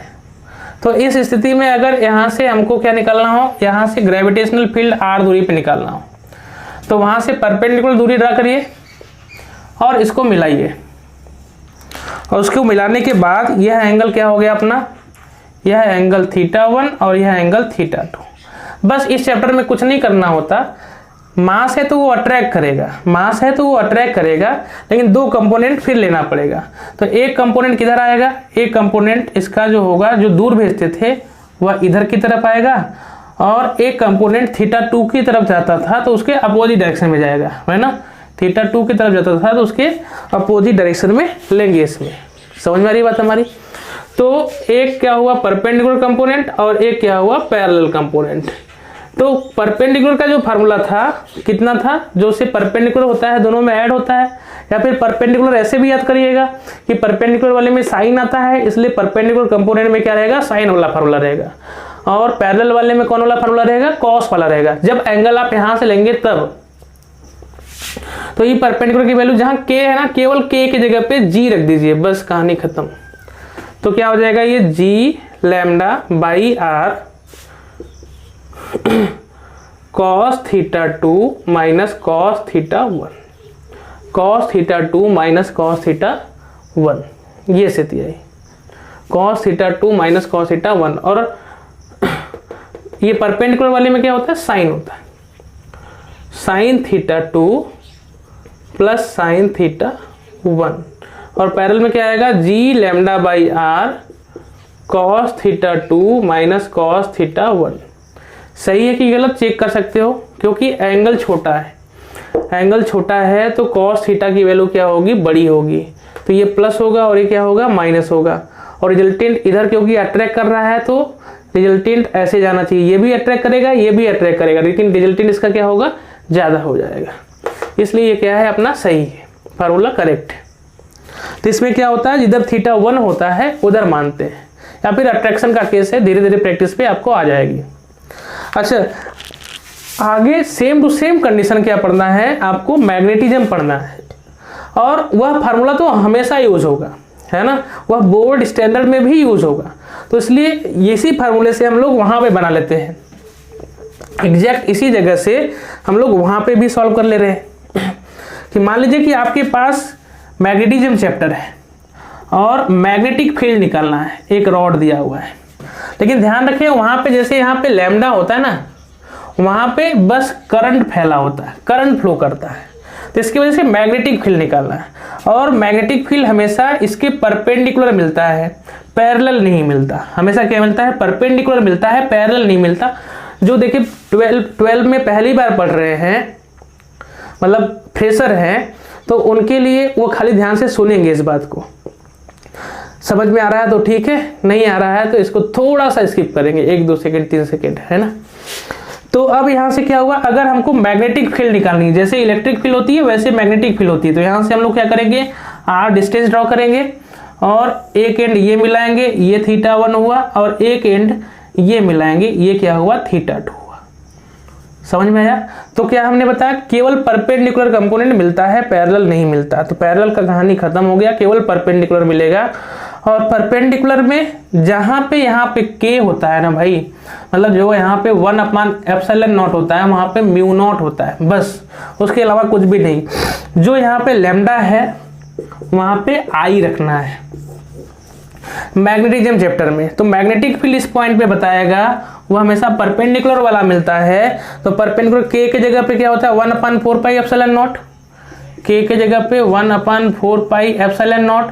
तो मैग्नेटिक फील्ड में क्या हो जाएगा, यही कांस्टेंट जो होगा 1/ε0 की जगह पे क्या हो जाएगा μ0/4π। मतलब जहाँ पे 1/4πε0 है वहाँ पे μ0/4π करना है बस, उसके अलावा कुछ भी नहीं करना है। तो μ0/4π यहाँ रखें तो μ0/4π sin θ1 प्लस sin θ2, यह मैग्नेटिक फील्ड का आंसर आ गया। देखो यहीं से मैग्नेटिक फील्ड, यहीं से इलेक्ट्रिक फील्ड, यह बोर्ड में भी यूज होगा और यह आईटी और जेईई मेंस में भी यूज होगा। तो इस हिसाब से आप ग्रेविटेशन फील्ड भी यहीं पे है, सारा का सारा आप यहाँ से क्या कर सकते हैं, कंपेयर कर सकते हैं। एक ही जगह से तीनों टॉपिक कवर होने वाले। कहीं भी एक जगह पढ़िए तो ध्यान में रखिए कि तीनों टॉपिक यहाँ यहाँ यहाँ ऐसे मिलते हैं, सब एकदम एक साथ कवर होने वाला है ना।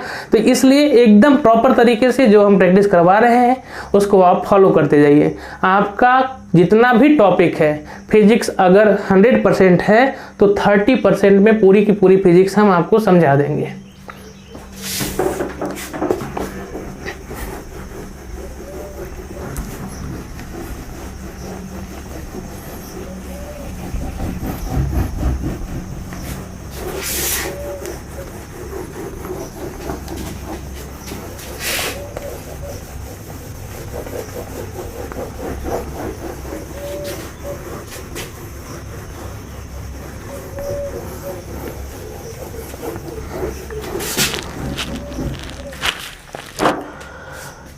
अब मान लीजिए, अच्छा ठीक है, इसके पहले जो हम लोगों ने किया था कि अगर एक लेंथ रॉड होता और उस पर plus plus plus plus plus plus plus plus plus plus plus plus ऐसे चार्ज फैला है, लेंथ यहाँ पे क्या है L है, और बीच में जब आपको निकालना था, बीच में निकालना होता, तो इस फार्मूले से आप आराम से निकाल सकते हैं। तो अगर ये θ1 है और ये θ2 है तो हमको समझ में आ गया कि यहाँ पे θ1 बराबर क्या है, θ2 है। तो θ1 बराबर θ2 है तो एक कंपोनेंट क्या होता है, परपेंडिकुलर होता है, एक पैरेलल होता है ना। तो पैरेलल वाला आंसर समझ में आ रहा है हमको 0 होगा, क्योंकि जितना नीचे है उतना ही क्या है, ऊपर है। नहीं भी आ रहा तो चेक कर लीजिए। ये परपेंडिकुलर का फार्मूला क्या है, k λ/r sin θ1, तो sin θ हुआ प्लस sin θ, तो यहाँ से क्या हो गया 2k λ/r sin θ, और sin θ की वैल्यू आप चाहें तो रख सकते हैं। sin θ क्या होगा, परपेंडिकुलर बटा हाइपोटेनस, तो ये कितना आएगा L² प्लस R²। L² आएगा नहीं भाई, ये तो यहाँ से कितना होगा, यह वाला लेंथ कितना है L/2 है, तो ये कितना आएगा अपना L/2 का स्क्वायर प्लस R², और परपेंडिकुलर कितना है अपना L/2 है ना। तो sin θ रखें अगर यहाँ से तो 2k λ/r क्या आएगा, परपेंडिकुलर L/2 अपान हाइपोटेनस, तो ये कितना आएगा हम लोग का देखें L²/4, तो यहाँ क्या हो जाएगा L² प्लस 4R²/2 बाहर आएगा तो ये कट जाएगा, तो क्या आएगा 2k λ इंटू L/r अपान L² प्लस 4R का स्क्वायर, यह स्थिति आने वाली है ना। अगर चाहे तो यहाँ पे चार्ज लेमडा इंटू एल कर देंगे तो इसका चार्ज आ जाएगा, तो यहाँ पे 2k/r इतना आएगा। अच्छा, पैरेलल कंपोनेंट क्या था, k λ/r cos θ2 minus cos θ1, चूंकि θ1 बराबर θ2 है इसलिए आंसर क्या आएगा 0 आएगा। तो यहाँ से आप बिना इंटीग्रेशन का भी निकाल सकते हैं, लेकिन हम ऐसा कुछ नहीं करने वाले, हमको दोनों प्रोसेस पता होना चाहिए, दोनों चीज़ें, फार्मूला भी एकदम कंटेस्ट होना चाहिए और कॉन्सेप्ट भी आना चाहिए, बिना उसके कुछ भी नहीं होने वाला। इसलिए ना तो आप इंटीग्रेशन से भागेंगे ना तो शॉर्टकट फार्मूले से भागेंगे, दोनों को एकदम अपने दिमाग में बैठा लेंगे, इतनी प्रैक्टिस करेंगे तभी जा करके कोई सिलेक्शन आप ले पाएंगे। नहीं सोचे कि हम आराम से कोई या तो शॉर्टकट सीख लें या तो फिर कॉन्सेप्ट सीख लें तो फिर निकाल लें, नहीं, आपको हर तरीके से एकदम अप टू डेट होना पड़ेगा। मान लीजिए कि आपको इलेक्ट्रिक फील्ड इससे निकालनी है, एंड पर निकालनी है, इस लेंथ के, यह लेंथ L है और इसके एंड पर निकालनी है R। तो यहाँ से ये वाला एंगल हम लोग देखे थे, अगर ये होता तो ये θ1 होता है और ये क्या होता है θ2। ये जैसे जैसे ऊपर जाएगा θ1 की वैल्यू खत्म हो जाएगी, तो θ1 0 हो गया, θ2 बराबर मान लेते हैं θ हो गया, तो θ1 यहाँ पे अपना 0 और θ2 क्या है, θ है। तो इलेक्ट्रिक फील्ड क्या होगी हम लोगों की, हम लोग जानते हैं एक परपेंडिकुलर ड्रा करेंगे ई परपेंडिकुलर, और एक जिधर θ2 होता है उधर ड्रा करेंगे ई पैरेलल।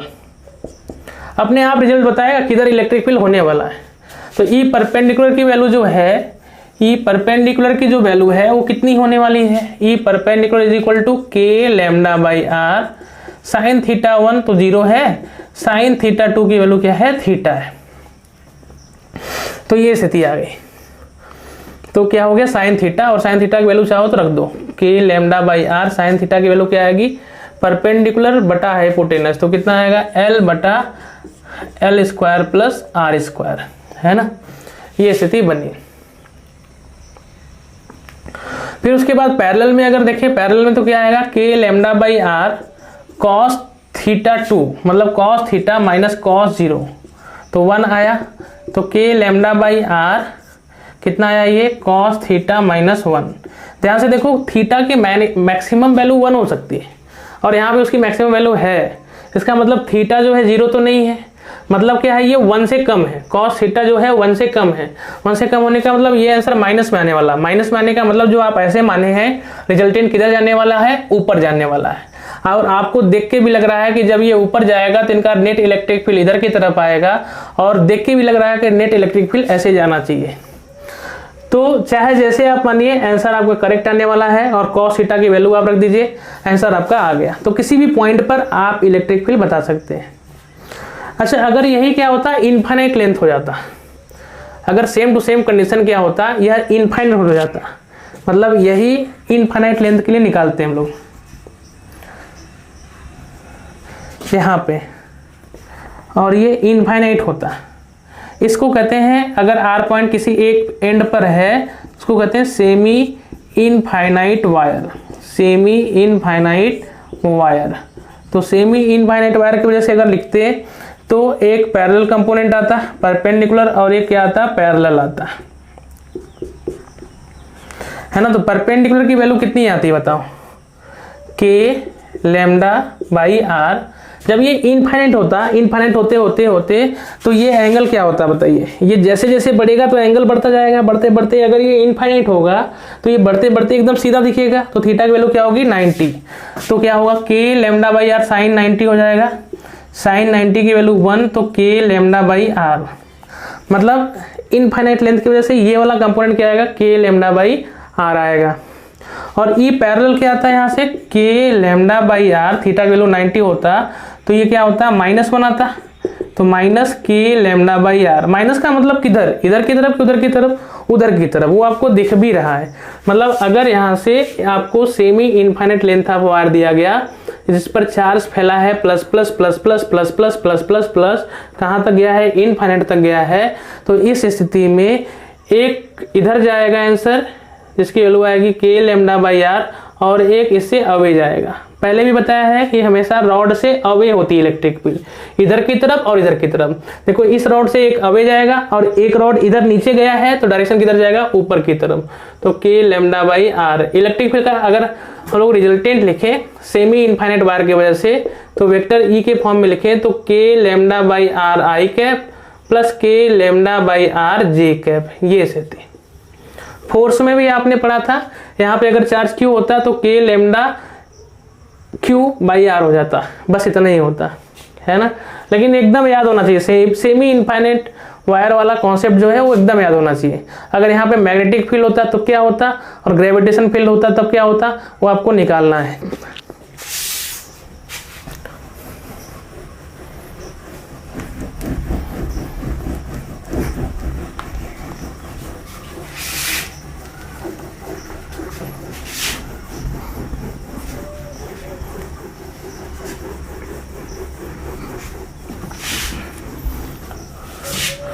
और वैसे ही इनफाइनाइट लेंथ ऑफ वायर होता तो क्या होता।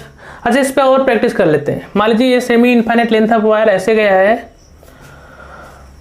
और इस पॉइंट पे आपको इलेक्ट्रिक फील्ड पता करना है P पर, और इधर क्या है Q पर। समझ में आया। दोनों डिस्टेंस R मान लेते हैं, दोनों डिस्टेंस R है, यहाँ पे आपको इलेक्ट्रिक फील्ड पता करना है। तो उस कंडीशन में क्या होगा, यहाँ से देखिए अगर तो P पे अगर इलेक्ट्रिक फील्ड लिखना होगा तो क्या होगा, रॉड से दूर का मतलब एक कंपोनेंट इधर आएगा, रॉड ऐसे गया है तो एक कंपोनेंट ऐसे आएगा। दोनों की वैल्यू वही आएगी के लेमडा बाई आर, इधर भी क्या आएगी के लेमडा बाई आर। तो वेक्टर फॉर्म में अगर लिखना होगा तो क्या होगा के lambda by R I cap minus नीचे की तरफ है तो के lambda by R J cap. इस पॉइंट पे लिखना होगा तो इस रॉड से इस पॉइंट पे दूर, तो दूर का मतलब इधर, और रॉड इधर की तरफ है तो इलेक्ट्रिक फील्ड इधर की तरफ होगा इससे दूर, तो फिर से वही ई क्यू पे लिखना होगा तो क्या आएगा के lambda by R I cap plus K lambda by R J cap. ये सब लिखने में आपको कोई दिक्कत नहीं। चलो अगर रॉड ऐसे होता, सेमी इनफाइनाइट वायर ही है, ऐसे ऐसे लेमडा दिया है और यहाँ पे आर लिखा हुआ है, आर दूरी पे, इसकी वजह से इलेक्ट्रिक फील्ड बताना है, वो पॉइंट पर बता सकते हैं, क्यों नहीं बता सकते। हाँ, ऐसे पॉइंट दिखाने का मतलब रॉड यहाँ से स्टार्ट हुआ है और इनफाइनेटली बाहर की तरफ आ रहा है, हमारी तरफ आ रहा है, इनफाइनेटली ऐसे गया हुआ है। तो दो आंसर, एक क्या होगा इलेक्ट्रिक फील्ड इससे दूर होगा ई परपेंडिकुलर, और एक क्या होगा रॉड ऐसे आ रहा है तो एक भीतर की तरफ, मतलब एक इलेक्ट्रिक फील्ड भीतर की तरफ होने वाली है। समझ में आया? मतलब क्या हो गया, आंसर क्या देना होगा, ई ओ पे इलेक्ट्रिक फील्ड देना है तो के lambda by R I cap होगा और माइनस के लेमडा बाई आर के कैप होगा। अगर वही रॉड भीतर की तरफ जाती लेमडा और यहाँ से आर दूरी पर इलेक्ट्रिक फील्ड पता करना होता तो एक क्या होता, भीतर की तरफ जा रही है तो एक इससे अवे होता और एक बाहर की तरफ होता, तब आंसर हम लोग लिख सकते थे। कहने का मतलब इलेक्ट्रिक फील्ड भीतर की तरफ और बाहर की तरफ किस वे में लिखना है वेक्टर फॉर्म में और आसान कर देता है। अरे लिख सकता है ना। तो ये स्थिति है। आगे देखते हैं, अगर यही इनफाइनाइट लेंथ ऑफ वायर होता तो क्या होता, इनफाइनाइट लेंथ ऑफ वायर अगर होता तब क्या आंसर आता,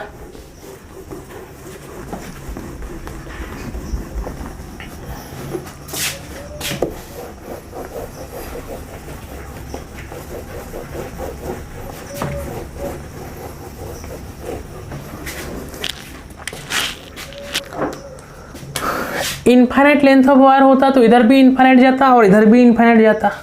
किसी भी पॉइंट पे अगर हम लोग ले दें आर दूरी पे तो इनफाइनाइट होने का मतलब इधर से इनफाइनाइट और इधर से भी इनफाइनाइट दिखेगा, मतलब हमको बीच में ही दिखेगा। तो दो फार्मूले से, एक तो बीच में है तो पैरेलल नहीं मिलेगा, परपेंडिकुलर मिलेगा। E is equal to k lambda by r sine theta 1 plus sine theta 2। इससे लगाओगे तो क्या आएगा आंसर, इधर जाओगे तो ये थीटा कितना टेंस हो गया है, थीटा क्या हो गया है 90 डिग्री इनफाइनाइट पे। इस स्थिति पे कितना हो जाएगा ये, ई की value 2k lambda by are. या फिर अगर हम लोग क्या करें कि ये इनफाइनाइट लेंथ ऑफ वायर है, इस पॉइंट पे निकालना है आर दूरी पर, तो इसको आधा आधा तोड़ दो। इधर भी सेमी इनफाइनाइट वायर होगा, इधर भी सेमी इनफाइनाइट वायर होगा। तो सेमी इनफाइनाइट वायर की वजह से, इतने वायर की वजह से हमको पता है इससे दूर होगा, बोलो तो एक के लेमडा बाई आर आएगा। और रॉड इधर की तरफ है तो इससे दूर पैरेलल डायरेक्शन में तो इधर की तरफ आएगा के लेमडा बाई आर। ऐसे इस रॉड की वजह से एक दूर जाएगा तो वह plus K lambda by are आएगा। रॉड नीचे की तरफ है तो एक इससे दूर इसके पैरेलल डायरेक्शन में आएगा तो के लेमडा बाई आर आएगा। तो ये कट जाएगा तो 2k लेमडा बाई आर इधर की तरफ जाएगा। मतलब इलेक्ट्रिक फील्ड किसी इनफाइनाइट लेंथ ऑफ वायर की वजह से किसी भी स्थान पे अगर हम लोग निकालें तो यहाँ पे आधा उधर इनफाइनाइट आधा इधर इनफाइनाइट होगा, तो हमेशा इलेक्ट्रिक फील्ड इसी डायरेक्शन में होगा। इसलिए इलेक्ट्रिक फील्ड लाइन हम लोग इसकी वजह से जब दर्शाए थे तो पैरेलल दर्शाए थे, कांस्टेंट इलेक्ट्रिक फील्ड दर्शाए थे। याद है ना सबको, समझ में आ रहा? तो ये सब बातें हमको समझ में आनी चाहिए। कुछ न्यूमेरिकल करते हैं इस पे।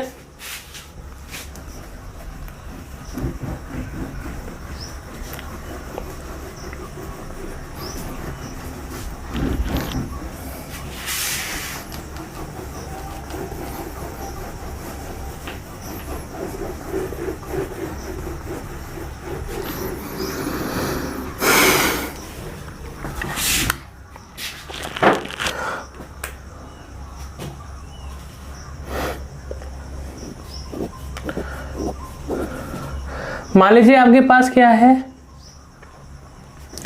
यह क्वेश्चन है आपके पास कि एक सेमी इनफाइनाइट वायर है ऐसे लैम्डा, और एक सेमी इनफाइनाइट वायर है और इस पे भी लैम्डा। कौन सा वायर है ये, semi infinite wire, infinite wire. दोनों यहाँ से r दूरी पे और इन दोनों से r दूरी पर एक पॉइंट O है। यहाँ पे इलेक्ट्रिक फील्ड पता करनी है। Find out electric field at point O। Find out electric field at point O पे इलेक्ट्रिक फील्ड पता करनी है ना। तो अब क्या करना चाहिए हम लोगों को, तो हमको समझ में आ गया। यह मान लेते हैं 1 और ये मान लेते हैं 2। ज़्यादा आसानी क्या होगी अगर हम लोग वेक्टर फॉर्म में लिखें। तो electric field at point O due to 1, देखो रॉड ऐसे इनफाइनेटली बाहर की तरफ आ रहा है, पॉइंट दिखाने का मतलब बाहर की तरफ, तो एक तो इससे दूर जाएगा इधर के डायरेक्शन में, इस डायरेक्शन में जाएगा, और एक क्या होगा भीतर की तरफ जाएगा। अगर E बराबर हम लोग k लैम्डा बाई r रख रहे हैं तो हमको पता है ये एंगल कितना होने वाला है 60 डिग्री। तो ये वाला भी 60 और ये वाला भी 60, तो ये वाला कितना होने वाला 30 और यह 30, तो ये हॉरिजॉन्टल से ये कितना होने वाला है 60 होने वाला है। समझ में आया। तो अब ये E का एक कंपोनेंट इधर आएगा और एक कंपोनेंट इधर आएगा, है ना। तो 1 की वजह से एक किधर की तरफ है, देखो एक इधर की तरफ, एक y में, और एक रॉड अगर ऐसे आ रहा है तो उसकी वजह से भीतर की डायरेक्शन में। समझ में आ रही बात हमारी। तो क्या आएगा ई एक्स आई कैप ई वाई जे कैप वेक्टर फॉर्म में लिख रहे हैं प्लस ई जेड के कैप। एक्स में इधर की तरफ क्या आएगा ई कॉस 60 आई कैप, एक ऊपर की तरफ जाएगा तो क्या आएगा वो ई साइन 60 जे कैप, और एक क्या है रॉड इधर की तरफ है तो उसकी वजह से पैरेलल कंपोनेंट वो भीतर की तरफ जाएगा तो क्या आएगा वो माइनस ई के कैप। ई की वैल्यू हमने लिखा हुआ है यहाँ पे ये स्थिति है ना। इस हिसाब से इसकी वजह से इलेक्ट्रिक फील्ड आपने लिख दिया। अब बात करते हैं किसकी वजह से, electric field at point O due to 2 की वजह से। तो भीतर की तरफ है मतलब बाहर की तरफ रॉड है तो उसकी वजह से एक इस पॉइंट पे भीतर की तरफ इलेक्ट्रिक फील्ड जाएगी। हम लोगों को पता है कि रॉड अगर ऐसे है तो एक इससे दूर जाता है और एक रॉड ऐसे है तो उसी के पैरेलल उससे अवे होता है। तो रॉड चूंकि ऐसे है तो इस पॉइंट पे एक दूर जाएगा इलेक्ट्रिक फील्ड, इधर की तरफ जाएगा, है ना, दूरी सेम है तो ई ही लेने वाले हैं। और एक क्या होगा रॉड ऐसे आ रहा है तो इलेक्ट्रिक फील्ड इधर की तरफ भीतर की तरफ जाने वाला है ना। तो उस कंडीशन में क्या आएगा, अगर यहाँ पे लिखें तो देखो एक तो भीतर की तरफ तो मतलब क्या आएगा ई के कैप, ये स्थिति तो सही है। और एक कंपोनेंट इसका देखो अगर ये 60 है तो ये कितना आएगा 60 आएगा, तो एक इधर की तरफ और एक इधर की तरफ, तो माइनस ई कॉस 60, इधर ई है तो इधर क्या होगा माइनस ई कॉस 60 आई कैप, और ऊपर जाएगा तो क्या आएगा ई साइन 60 जे कैप, ये स्थिति आएगी। तो net vector electric field O पे अगर हम लोग देखें तो O1 प्लस O2 की वजह से जोड़ दें तो क्या आएगा ई कॉस 60 कहानी खत्म, ई साइन 60 तो कितना आ जाएगा ये 2 ई साइन 60 जे कैप और माइनस 2 ई के कैप। ई की वैल्यू हमको पता है ये √3/2 होने वाला है, तो 2 से 2 कट जाएगा तो √3 के लैम्डा बाई r कॉमन हो गया, है ना। 2 से 2 कट गया तो √3 तो रहने दो अंदर, है ना। यहाँ क्या बचेगा √3 के लैम्डा बाई r, के लैम्डा 2 ही कॉमन हो गया था तो साइन 60, तो ठीक है। यहाँ क्या बचा -2, इधर जे कैप इधर के कैप, मतलब यहीं पे भी छोड़ दो कोई दिक्कत नहीं, आंसर वही आएगा कि ई कॉमन हो गया के लैम्डा बाई r, इधर क्या हुआ √3 जे कैप, उधर कितना हुआ 2 के कैप। हमारा कहने का मतलब आपको बस कॉन्सेप्ट सही आना चाहिए, आपको सवाल लगाने में कोई दिक्कत नहीं, है ना। और क्वेश्चन देखते हैं यहाँ पे, देखो same to same question gravitation का बन सकता है और सेम टू सेम मैग्नेटिज्म का तो बनेगा ही बनेगा, 100% बनेगा, और वो आपको मिलेगा आगे पढ़ने के लिए। तो जो यहाँ पढ़ रहा है उसको 3 चैप्टर प्रॉपर तरीके से समझ में आने वाला है। अगर थोड़ा सा दिमाग लगाया तो हल्का सा प्रैक्टिस शुरुआत का पढ़ना पड़ेगा, अगर शुरुआत का नहीं पढ़ोगे तब तो ये सब एकदम आपको बेहोश कर देगा, लगेगा कि आपसे आने वाला ही नहीं है। लेकिन अगर शुरुआत से पढ़े हो तो सब आसान दिखने वाला है। देखो अगर मान लीजिए आपके पास क्या है अच्छा सेम क्वेश्चन अगर हम यहाँ पे पलट देते कि यहाँ पे क्या हुआ, एक ऐसा और एक ऐसा, इस पे लैम्डा है और इस पे क्या है माइनस लैम्डा, तो कर सकते हो। यहाँ पे O और डिस्टेंस R है, इधर भी O पे इलेक्ट्रिक फील्ड पता करना है, आपको करना है अपने आप से, ट्राई करिएगा, कोई बड़ी बात नहीं है ना। ये करने का मतलब बाहर की तरफ रॉड और ये करने का मतलब रॉड किधर की तरफ है, भीतर की तरफ है।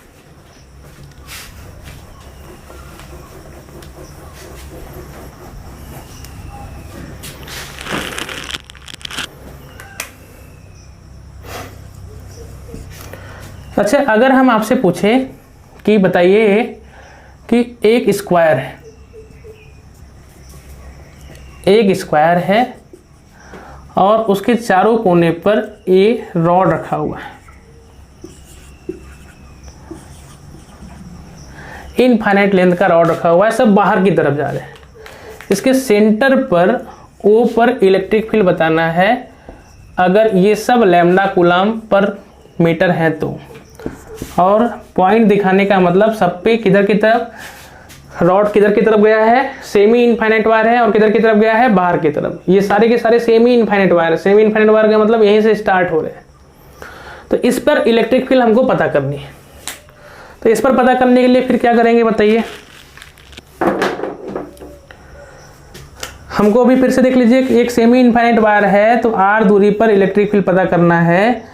तो एक क्या होता है इससे दूर, और एक पैरेलल कंपोनेंट होता है लेकिन रॉड से अवे होता है। तो देखो इसके वजह से अगर मान लेते हैं ये A है और ये B है और ये C है और यह क्या है D है, इसके वजह से इस पॉइंट पर इलेक्ट्रिक फील्ड पता करनी है।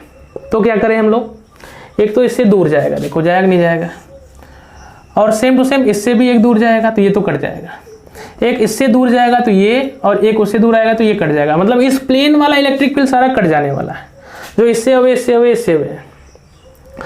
और लेकिन इस रॉड ऐसे आ रहा है तो उसकी वजह से एक भीतर की तरफ जाएगा इलेक्ट्रिक फील्ड, इसकी वजह से इधर की तरफ जा रहा है तो उसकी वजह से भी भीतर की तरफ, इधर की तरफ जा रहा है तो उसकी वजह से भी भीतर की तरफ, इधर की तरफ जा रहा है तो उसकी वजह से भी भीतर की तरफ होगा। इस हिसाब से net electric field at point O, अगर यह दूरी कितना हो गया, R हो गया।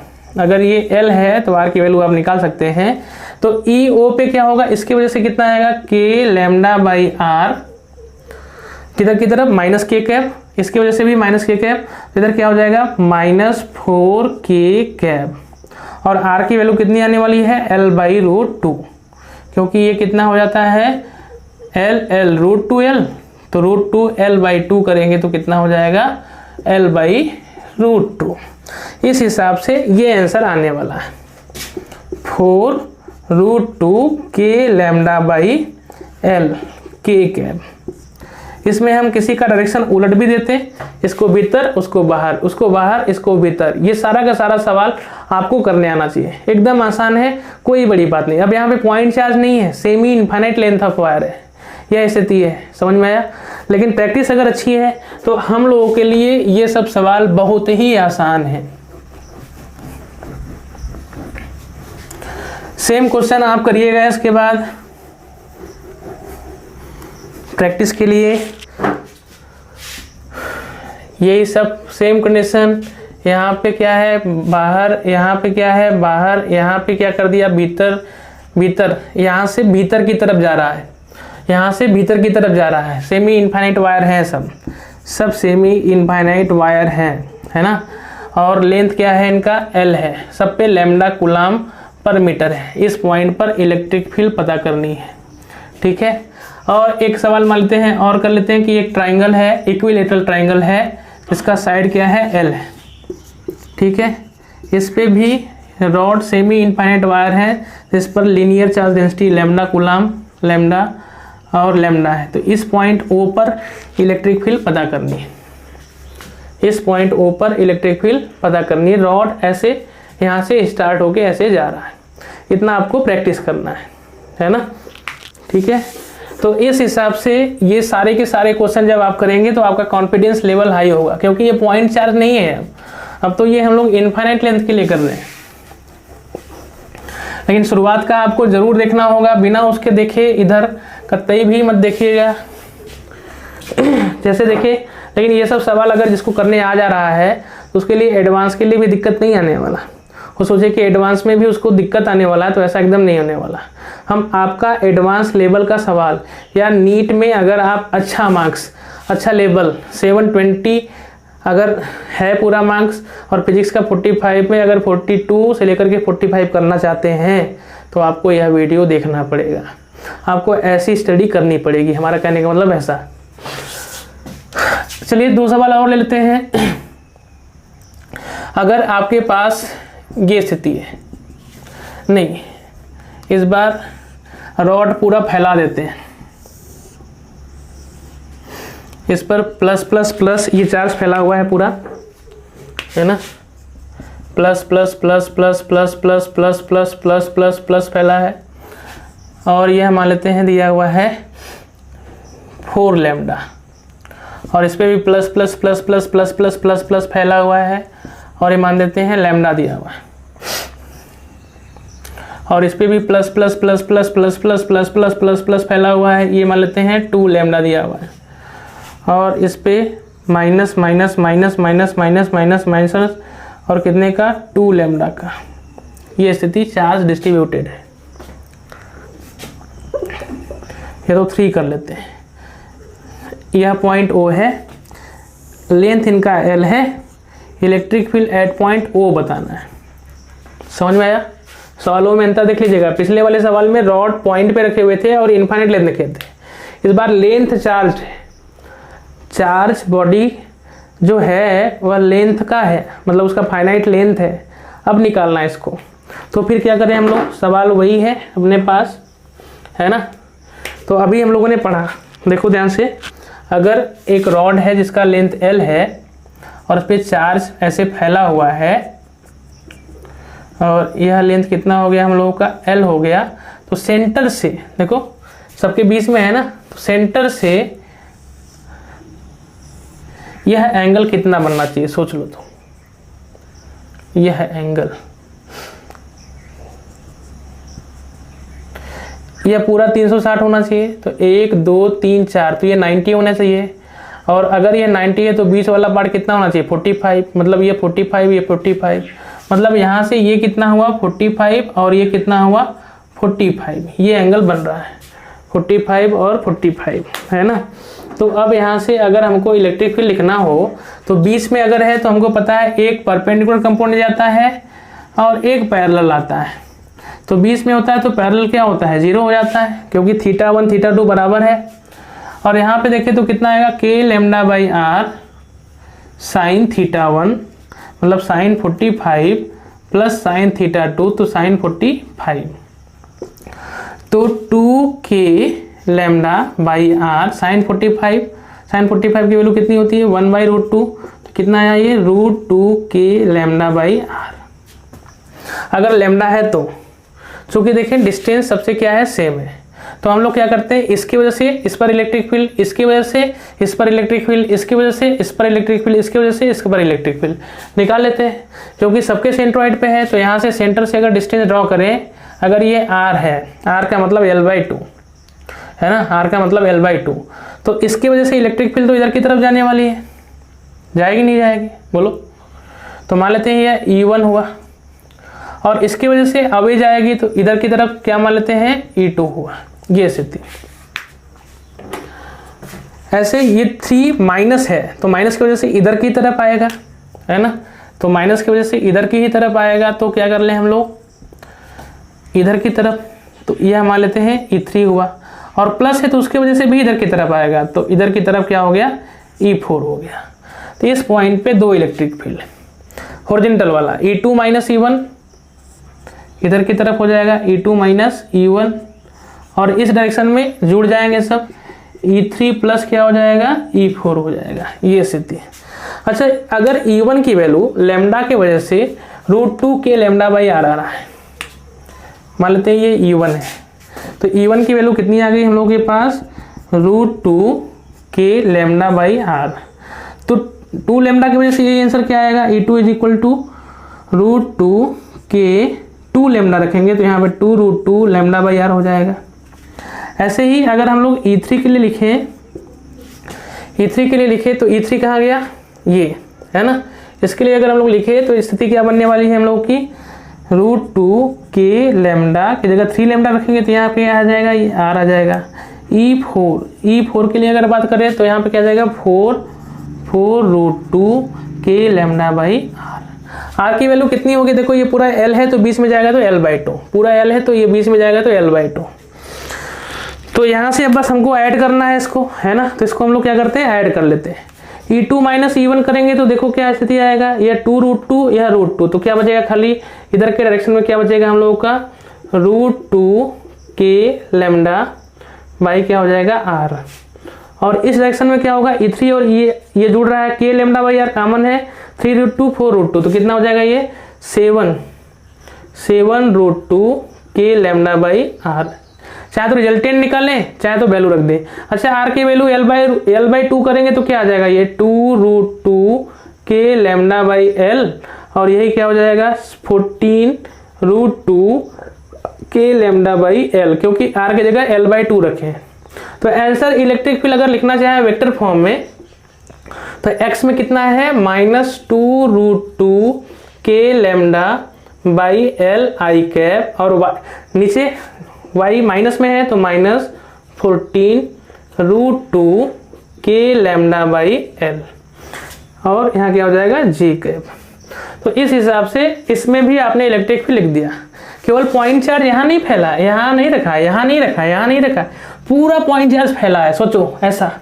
उसका भी सवाल आप कर ले रहे हैं इजीली, बस थोड़ा सा प्रैक्टिस चाहिए, बाकी आपके लिए कोई कठिनाई नहीं, एकदम इजी तरीके से सारा सॉल्व करने वाले, है ना। अच्छा एक सवाल और देते हैं प्रैक्टिस के लिए।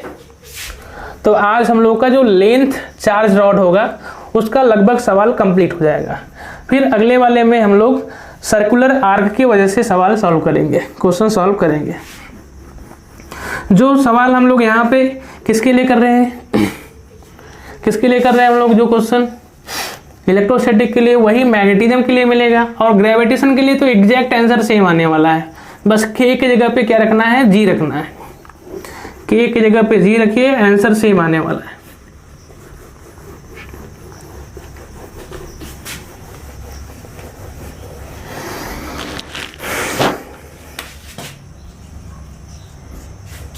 एक ट्राइंगल है,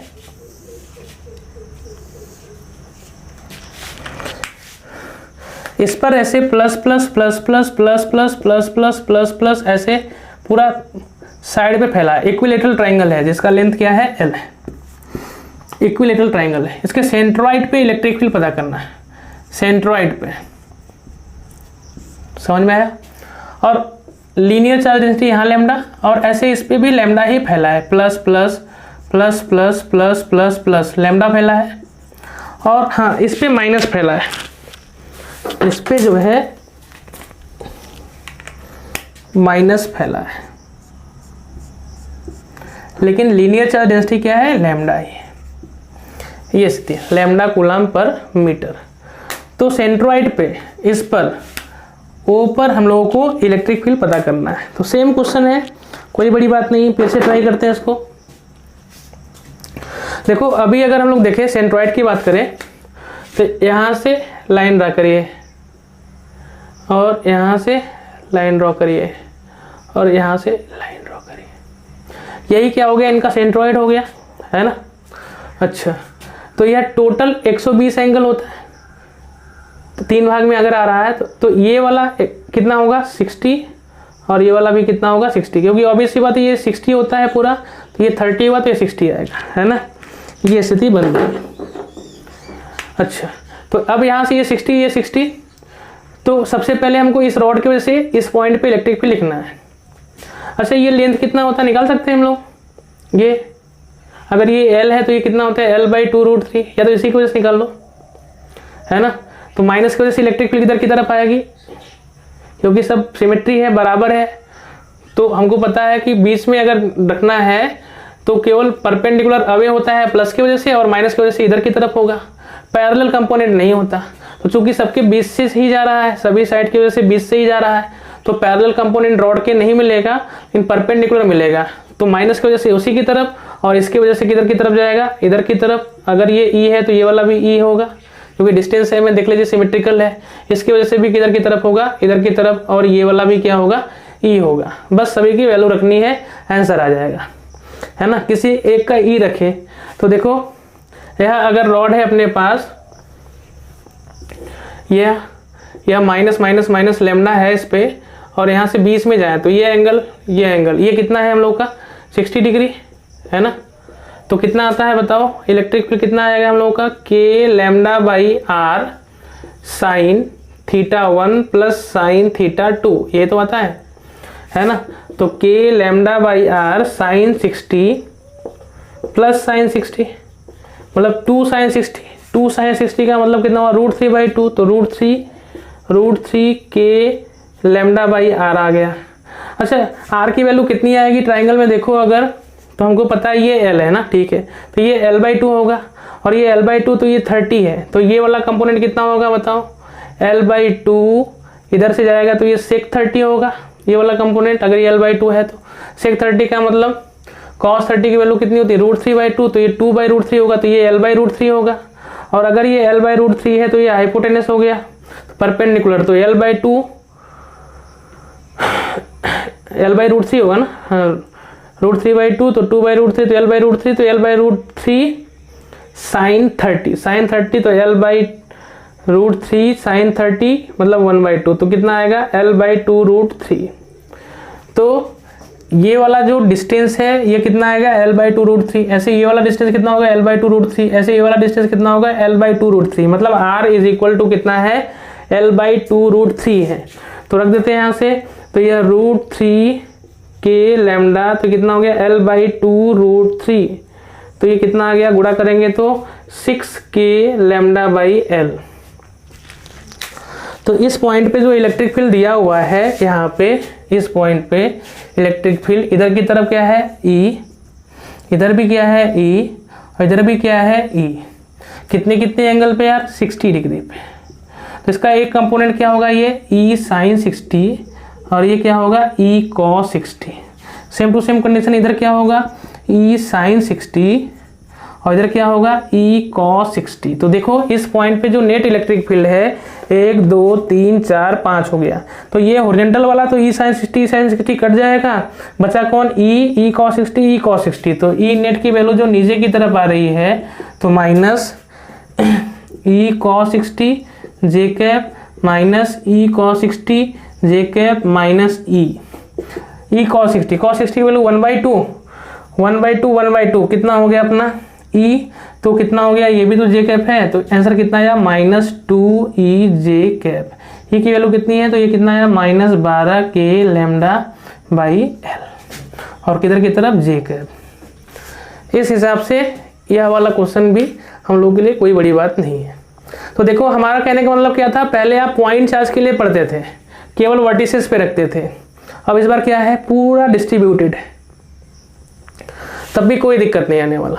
तो यहाँ तक जो सॉल्व कर रहा है वो complete JEE advance international olympiad उस लेवल का है। नीट में 40 के ऊपर मतलब 45 में 40 के ऊपर मार्क्स पाने की टेंडेंसी रख रहा है, अगर ये सब बातें पढ़ रहा है तो, है ना। आज के लिए इतना ही, आगे हम लोग पढ़ेंगे electric field due to circular arc and combined circular arc and length arc.